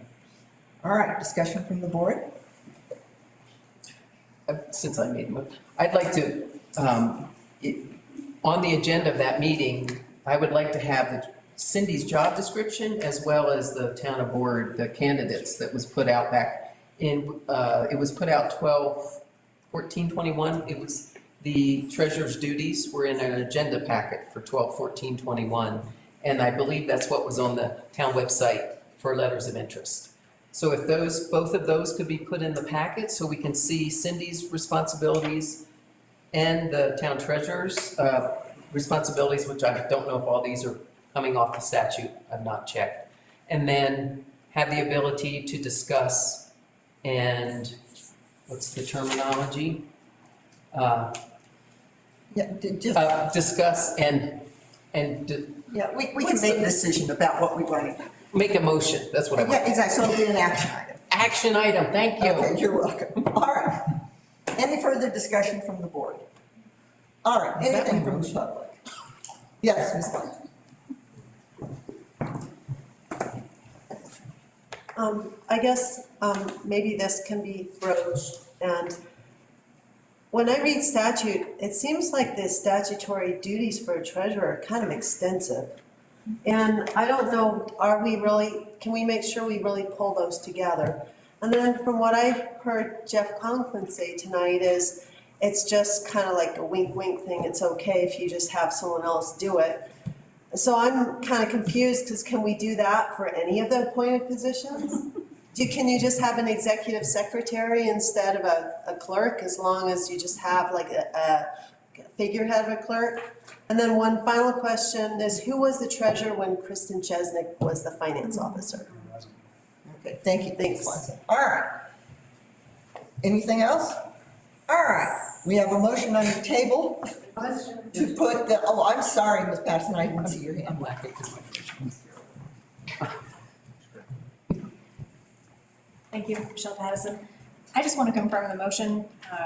What I have written down is action item at the next meeting to encourage someone to come forward as treasurer, along with a copy of the current finance officer job description and the treasurer's duties that were posted to the website December 14th, 21. Is that accurate? No, that is not accurate. So It is. Well, actually, no, the agenda item, the motion is to put the treasurer position as an action item on the next agenda.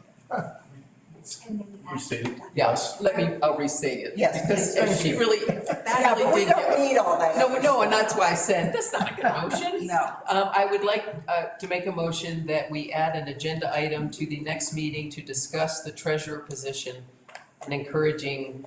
Well, we don't have. To just discuss the treasurer position and add an action item. Yes, okay. And we have a second on that. Second. All right. All in favor? Aye. Opposed? All right, that motion passes. All right, the next item is. Before we move on, Mayor, may I have a motion directing my authority to contact Oh, Mr. yes. Thank you, Mr. Markle, that's. I'd like to make a motion that we give trustee Marco the authority to consult the town attorney. All right, you have a second? I'll second that. All in favor? Aye. Opposed? Aye. Abstain. Sorry. Yeah, all right, that motion passes. Okay. All right, Thank you. so now the next agenda item is the discussion of legacy events within the town, sponsorship and fees. There are 3 legacy events in this town, and that is Cherry Days, the BMW Rally, and, well, actually 4 now, with Pickin' in the Park and, thank you. I think I remember that one. And so, how much do we want to discuss this tonight? I mean, we need to come up with a policy for sure. And we need to decide what we're going to do about these legacy events, and then to decide what we're going to do about other events, because like the Arbol Market in Town Park is another event that was initiated last year that may eventually become a legacy event. The discussion is do we want to include something like Arbol Market, which does bring revenues to the town and brings people to the town? Or I know not the Creative Coalition, but elsewhere has done events, as has the Learning Council, and they have come forward asking for the same kind of relief from fees. So we really do need to come up with some kind of policy on this. Yes, Mr. Mark? My understanding this is an informal discussion. This is, yes, We're it not is. gonna have motions and we can No, probably not, but, you Casually know, recognized? you still need to get recognized. very well. I think that your language that you just used speaks to the matter, the heart of the matter. You just mentioned revenues and people as things that are brought to town due to these events. And perhaps we should consider the benefit to the community rather than the revenues or the guests. And I may have, I do have a conflict of interest in these items because I am an innkeeper in town. So I'm sorry. I'm sorry, if I could interrupt, Ms. Mayor. I have a hearing defect, so I did not hear what the conflict is. Okay, I have a conflict of interest because my business is dealing with tourists overnight. I'm an innkeeper, right? So we have to caution me if I begin to tread on unethical waters.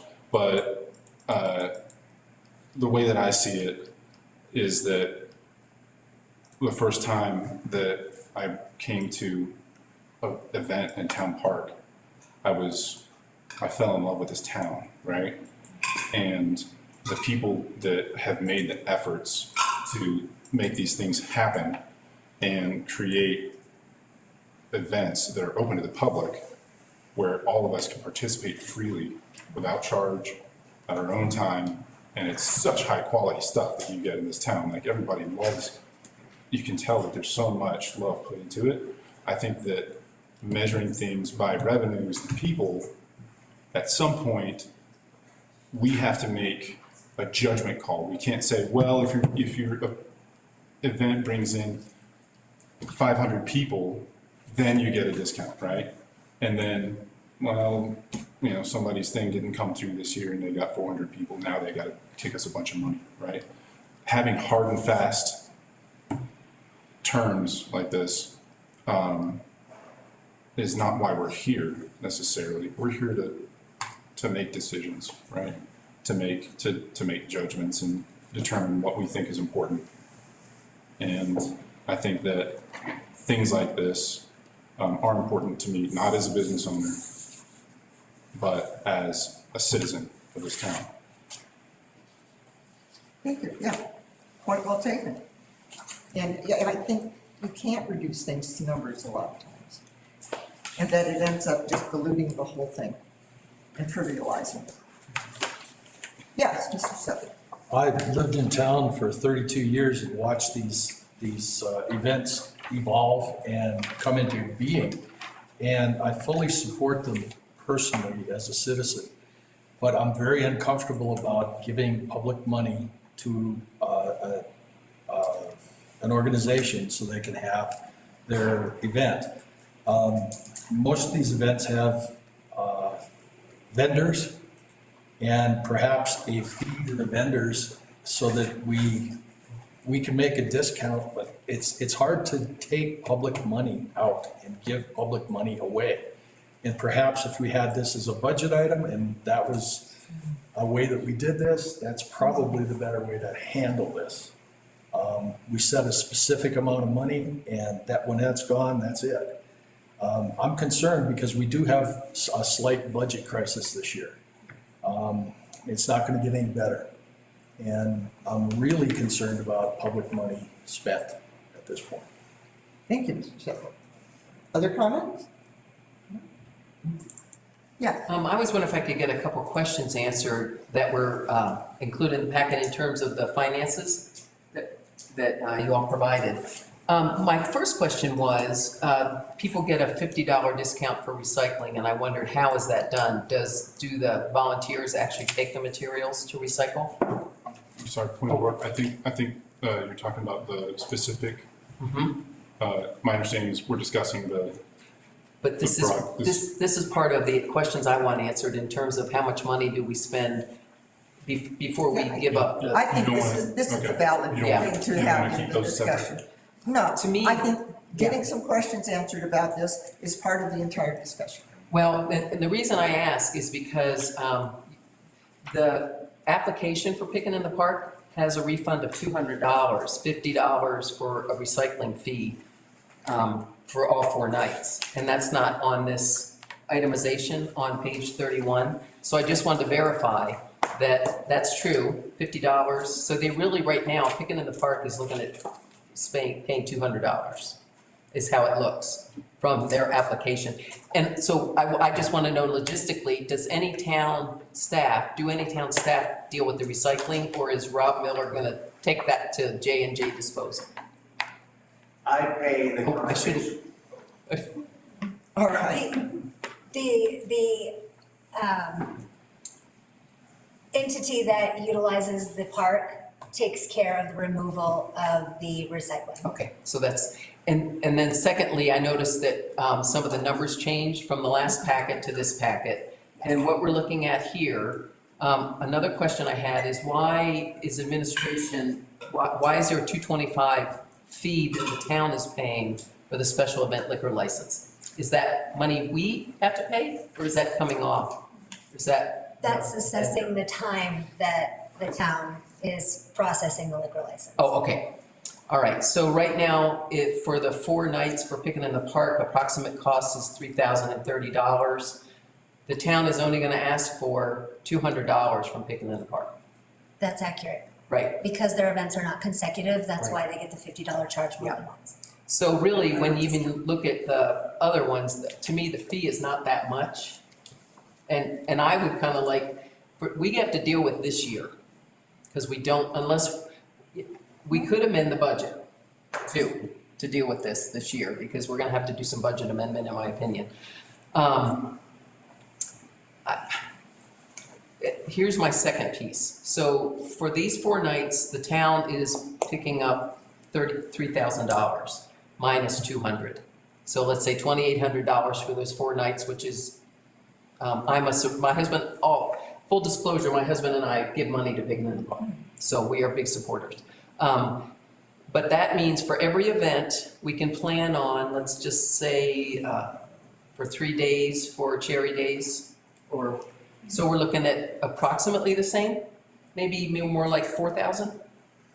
Theirs are a little more. Yeah, and they may only be asked to pay, I don't know, what was it a day? $200 a day, $300. I'm just trying to weigh this. If this is what I'd like to know. For those legacy events, we know how long they would be. Can you estimate how much money we are going to be spending if we waive fees for the existing legacy events that we have waived for in the past? Do you have an estimate? I don't have an estimate, but I can give you one. Well, because that's kind of what I would like to know. How much public money are we spending waiving the fees? Okay. Because I don't know. Okay. And I think that's important to know given, but here's a second thing I'd like to offer. I know Rob Miller is trying to get his posters Right. finished. So Right. here's what I would like to propose. Well, it's another agenda item, so. No. I would like to offer something right now to take care of this for Rob Well, Miller. let's deal with the agenda item. Let's finish our discussion. Okay. And carry on with that. Okay. I kind of like to hear what Paige has to say. Okay. So, total income would be good, a good number to have for all these events. But I want to make sure that we're talking about, it doesn't cost the town money. It's an opportunity cost, right? The money that we don't collect is not taken out of the town coffers. Right. It's money that's not put in. And I know mathematically that ends up being the same, but I think that's an important distinction that the costs associated with events like this are not necessarily going to be $3,030. And I really take issue with a lot of these estimates because I think that they have estimated very high, like this would be an absolute maximum ceiling. Specifically, I noticed that we have 32 hours times 2 staff members indicates that this is going to be full-time work for 2 guys every day for each day that it occurs. I think that that might be overestimating. I don't think that these guys aren't going to do anything else for those 4 days. I know, Corinne. Thank you. The previous estimate for cleaning supplies was $250 a year. We have cleaning supplies of $120 for these 4 events. We have trash can liners of $100. That's 200 bags of trash can liners. I don't know if we're going through that many. That seems like insanely high. The trash, for one, 3 tons of trash at the dump is $135, not $165. And if these numbers are correct, then each person is going to be making 4 pounds of trash for these events. I thought about bringing a trash bag of recycling, bottles and cans. 2-pound trash bag is like a kitchen-sized trash bag. So this is asserting that every single person generously or conservatively will be producing half a kitchen bag full of trash each time we show up to pick in the park, all of us, right? A fuel estimate of $300, even at $5.50 a gallon, you get 54 gallons of gas out of $300, or diesel, say. I assume this is for the trash truck. Even if you go 5 miles per gallon with those 56 gallons, you get 272 miles, which is 5 round trips to the dump. That number is way too high. That's insane. There's no way that's correct. Okay? It's a very, very high estimate, right? Okay. So I want to caution us against using these numbers. And I think that really that's the core of the situation is, what are we giving up to have these things happen, right? And some of us give up personal things. Some of us give up money. I support Rob, particularly with bands. We host bands for him. And it costs me all the other reservations that I have. I actually texted him today about it because I was like, hey man, are you gonna have any rooms for these days, you know? But I'm happy to support him because I love the result of what he does, right? And if you guys feel the same way, I think it's a pretty simple thing to say, we all feel the same. Let's act on that. Well, my suggestion is that we have the town administrator write up a generalized policy saying that for these events, we will waive fees, and that give us some criteria for events that we won't waive fees for. And we can address this at the next meeting. We can take a look at it. No, I think that's a really good way to approach the problem. Do the opposite. What do we charge for? Rick mentioned the vendors, right?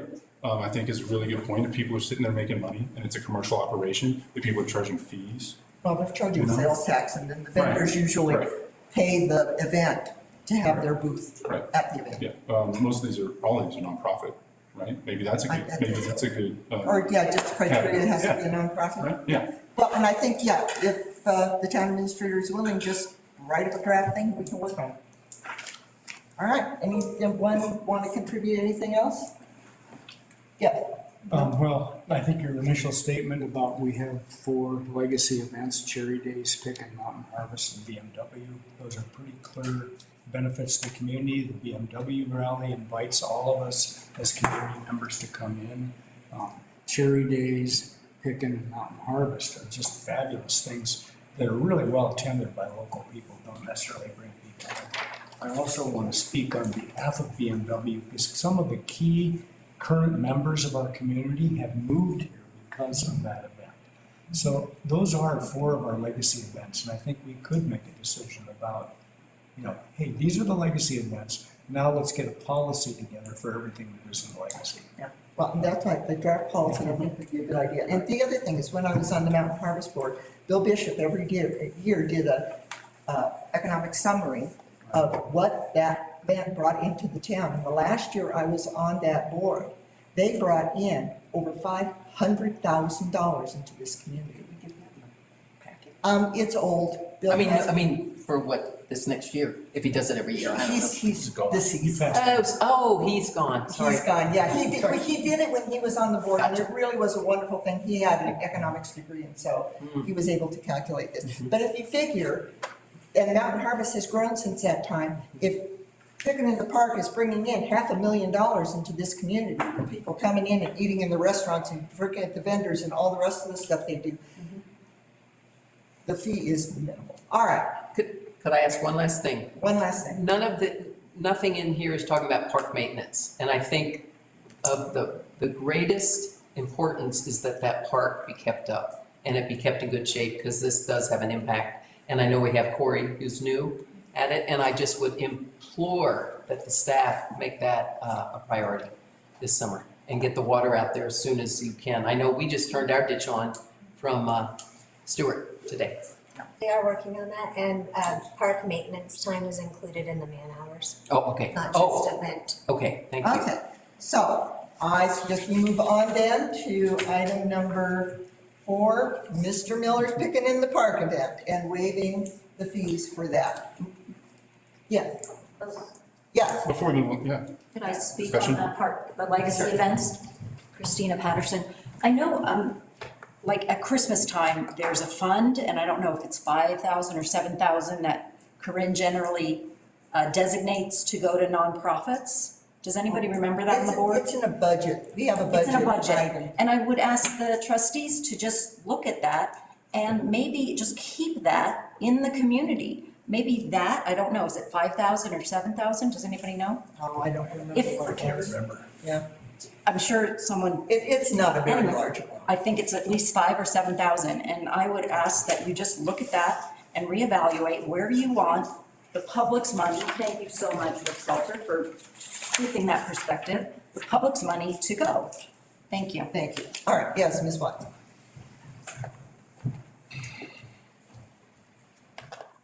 Remember how with Space to Create, you were able to set up a fund for people to donate if they cared a lot about it?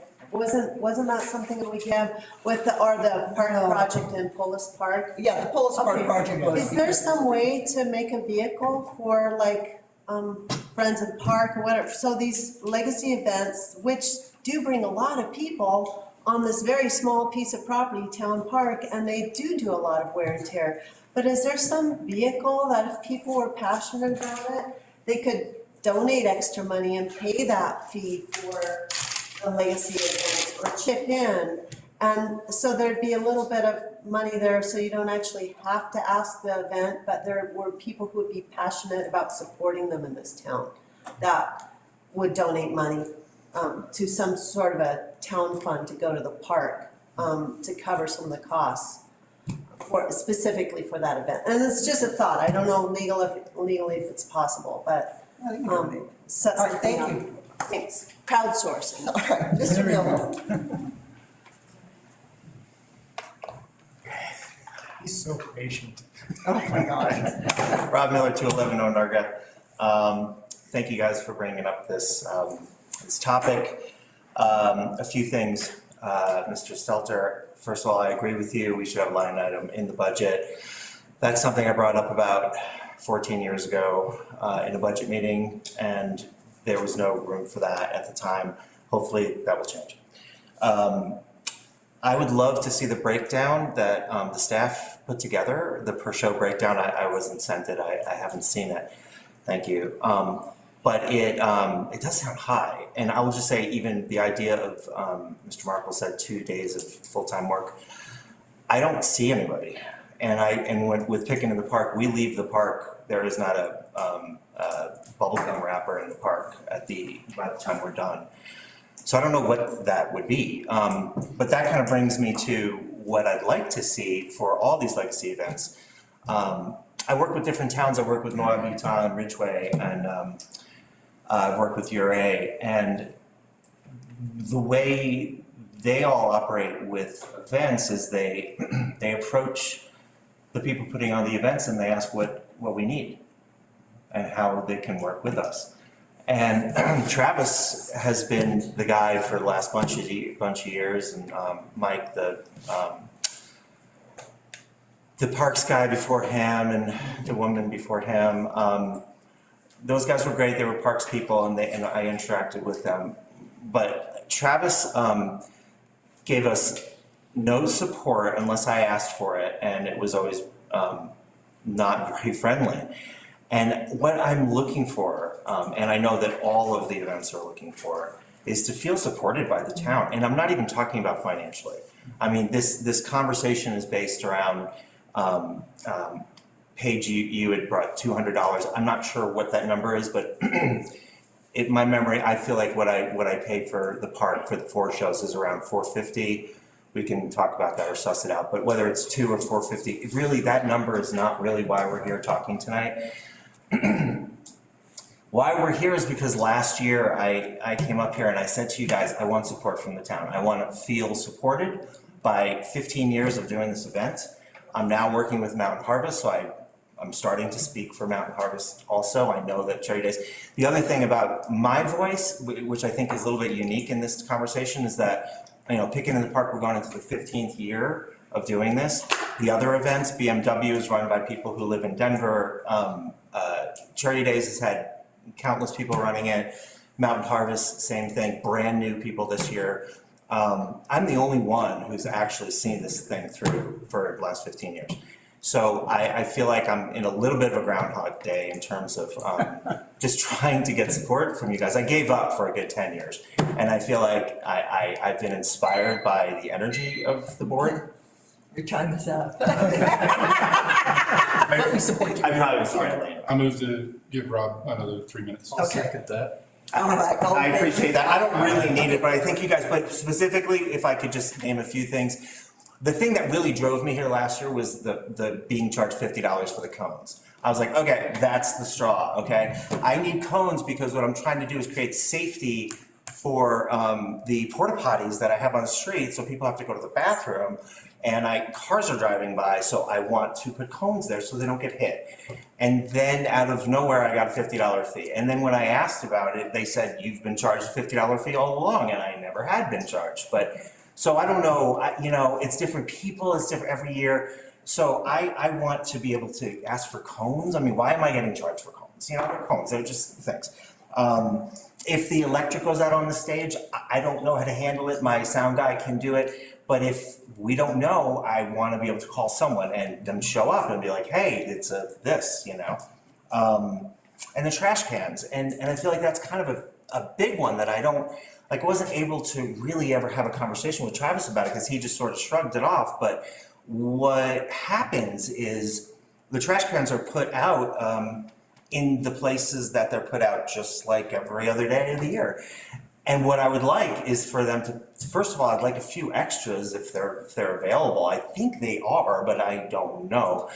I would love a few extras, and I'd love to talk to them about placing. I'd love to have a person I can communicate with who could say, hey, where do you want them every week? We'll just put them there.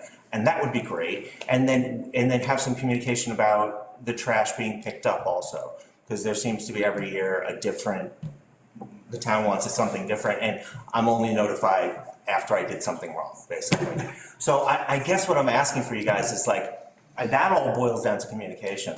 But again, support. I just want to feel like you guys, and I know verbally we're all on the same page in terms of wanting to support these series. But I think that each of these events would love a point person who feels like they're really getting support, you know? So. You'll be up and again. Yeah, and that's, you know, but I think I'm speaking to this. Yeah. All right, thank you. All right. Anyone else? Yes, Michelle.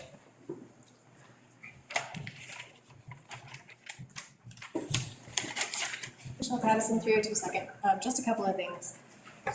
The comment about keeping the park in good condition and the wear on the park, I appreciate that and understand that, but I can't think of a single better use of our park than to bring the community together for an event.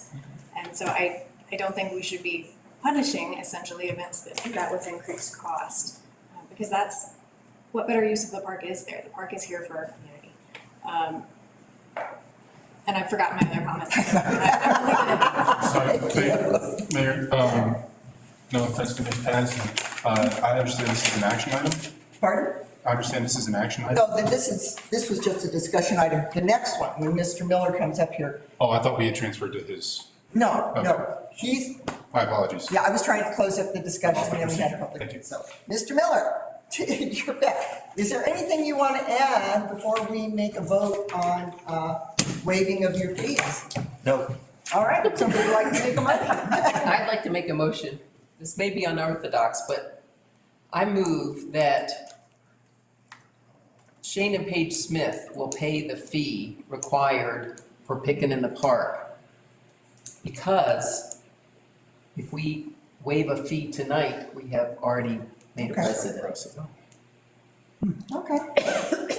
All right, is there a, I'll second that. all right, discussion from the board? I don't know. The lawyer speaks up. Yeah, I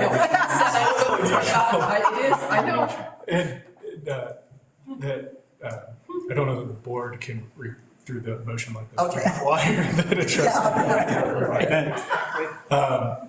You know, It's a lot. Putting this out there, you could work it out, that you could pay the fee and not, Well- you could just say as part of the record, but maybe.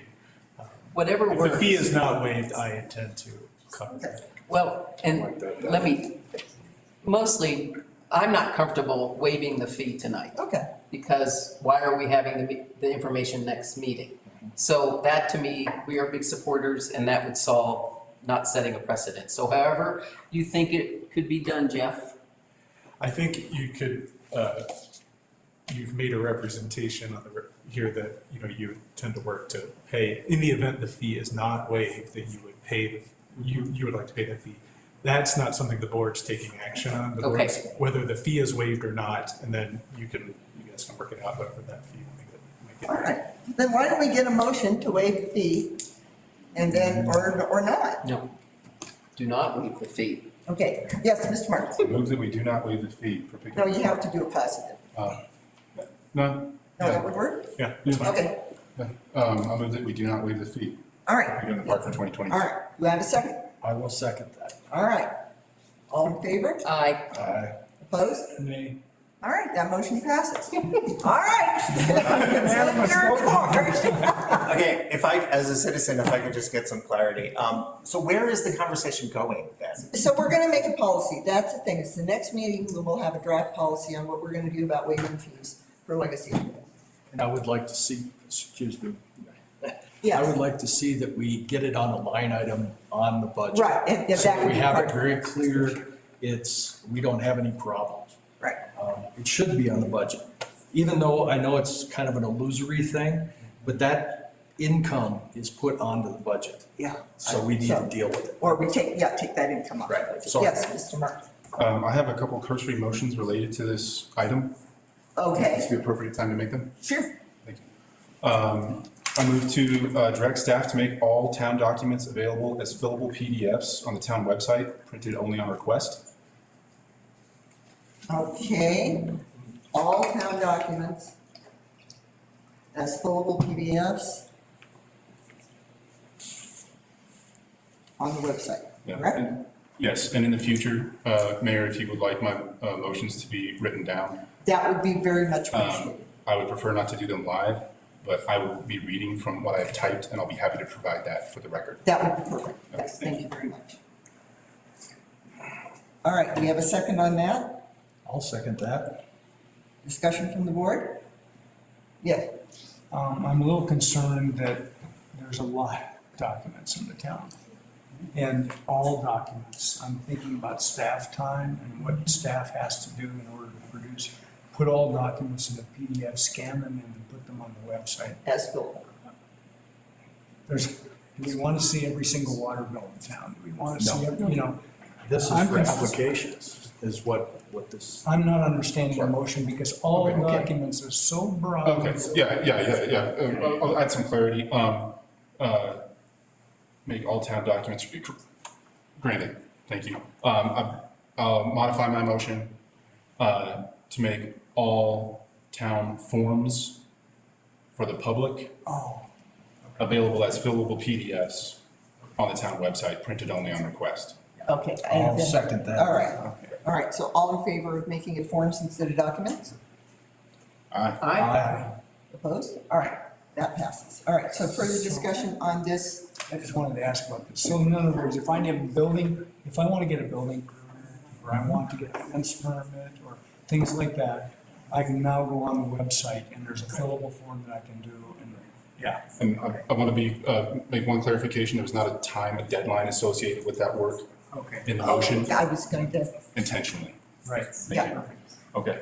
I have a second motion. Well, let's take care of this one first, because we just voted on the amendment, the change to the motion. We didn't vote on the motion itself.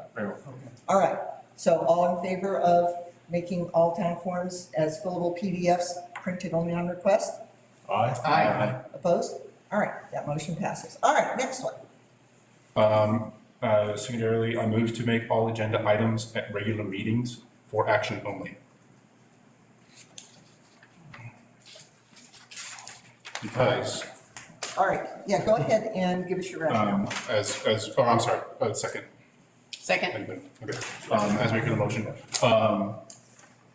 I would like to have just made the motion for our discussion item. I think that Ms. Patterson presented a perfect solution to it, and we could have fixed it right then.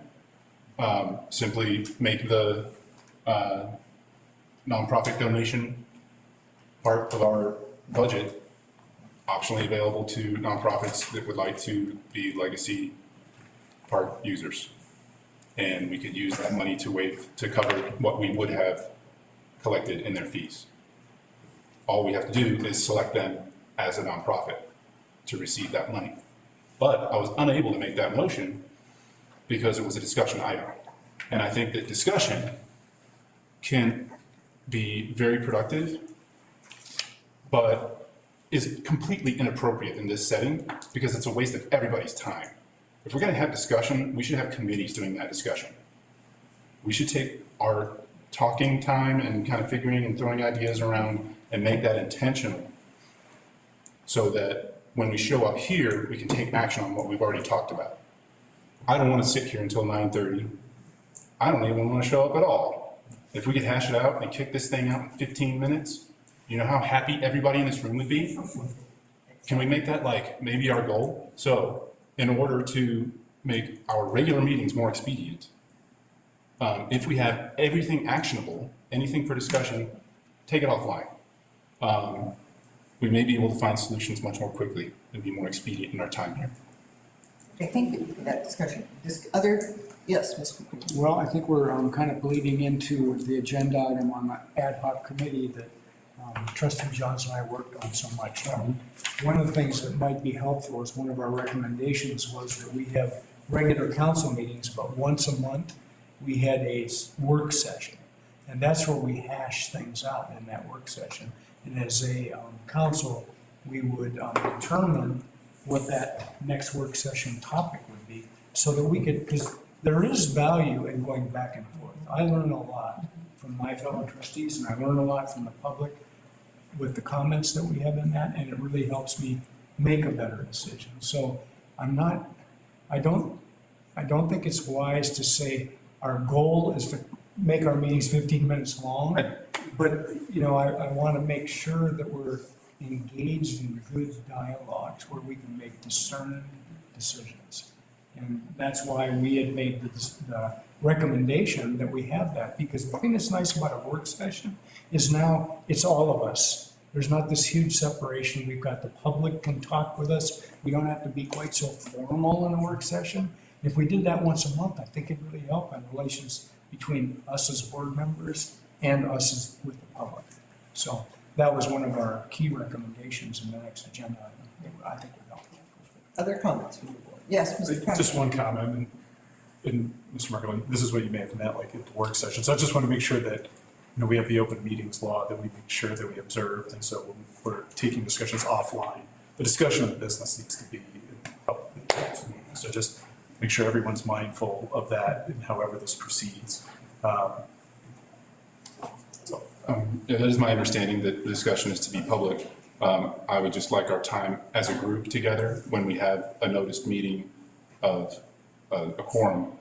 So the quorum is here to take action, is how I see it. And so having an agenda item for discussion only is contrary to our goals as a quorum. Thank you. Other comments? Sure. I think there's a lot in there, in that proposal, and I would need to know more, so I'd vote no. Okay. Yeah, I'm still up here because All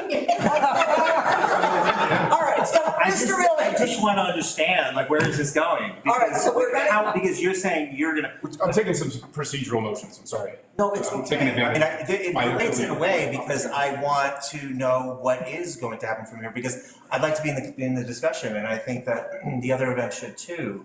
I mean, But that's next meeting. Yeah. So that, yes. but you're saying before that you're having something, is that? No, so next meeting, we're going to have a draft policy about these legacy events. And we're gonna talk about And we'll all of discuss- it. Yes, we Yeah, will it'll be- discuss about all of that at the next. We'll be able to take action on it at the next Right. meeting. I would like to have done so today. Okay, so I should be giving all the other events a heads up? Yes, please do. Okay, Yes. all right, thank you. You're welcome, I'm sorry. No worries, it's all good, I just. All right, yes, Ms. White. One thing that you might want to consider in the policy is, we have no such thing in our ordinances or resolutions as a banner permit fee. It's being charged for these events, nonprofits to put banners up, and perhaps that's another way we just stop. They're being charged something that there's no authorization that you've never discussed, and so that's another thing that could be waived. Okay, thanks. All right, so, any more discussion on this motion to make all agenda items action items? And personally, I think we don't have to take action on it. It can be actionable item and we can continue it or we can do whatever. So it's, yeah, I don't see there's a downside to this. All right, all in favor of making all agenda items action items? Aye. Opposed? Yeah. All right, that motion passes. All right, let's move on to in the 8 minutes, see if we can get something done on the ad hoc committee recommendation. I guess that's me. That's you, Mr. Knudsen, yes, all your hard work, unless Mr. Thompson wants to get up and say something. Madam Mayor, I think we're on the facilities inspection policy. Oh, I'm sorry, I missed one, I'm sorry, well, you're not. Okay, I'm driving. All right, so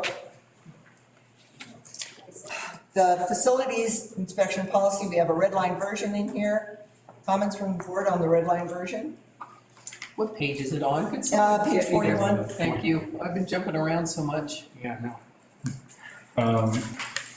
And the Scrivener's error, on page 42, part B, section 1, all current and future board trustees. My mistake, I read Board of Trustees. Okay. So I believe, yeah. This was the amended version that we talked about and made the changes. And below the red line copy is the final copy. One thing I have on page Yeah. 42, there's no definition for reasonable Okay.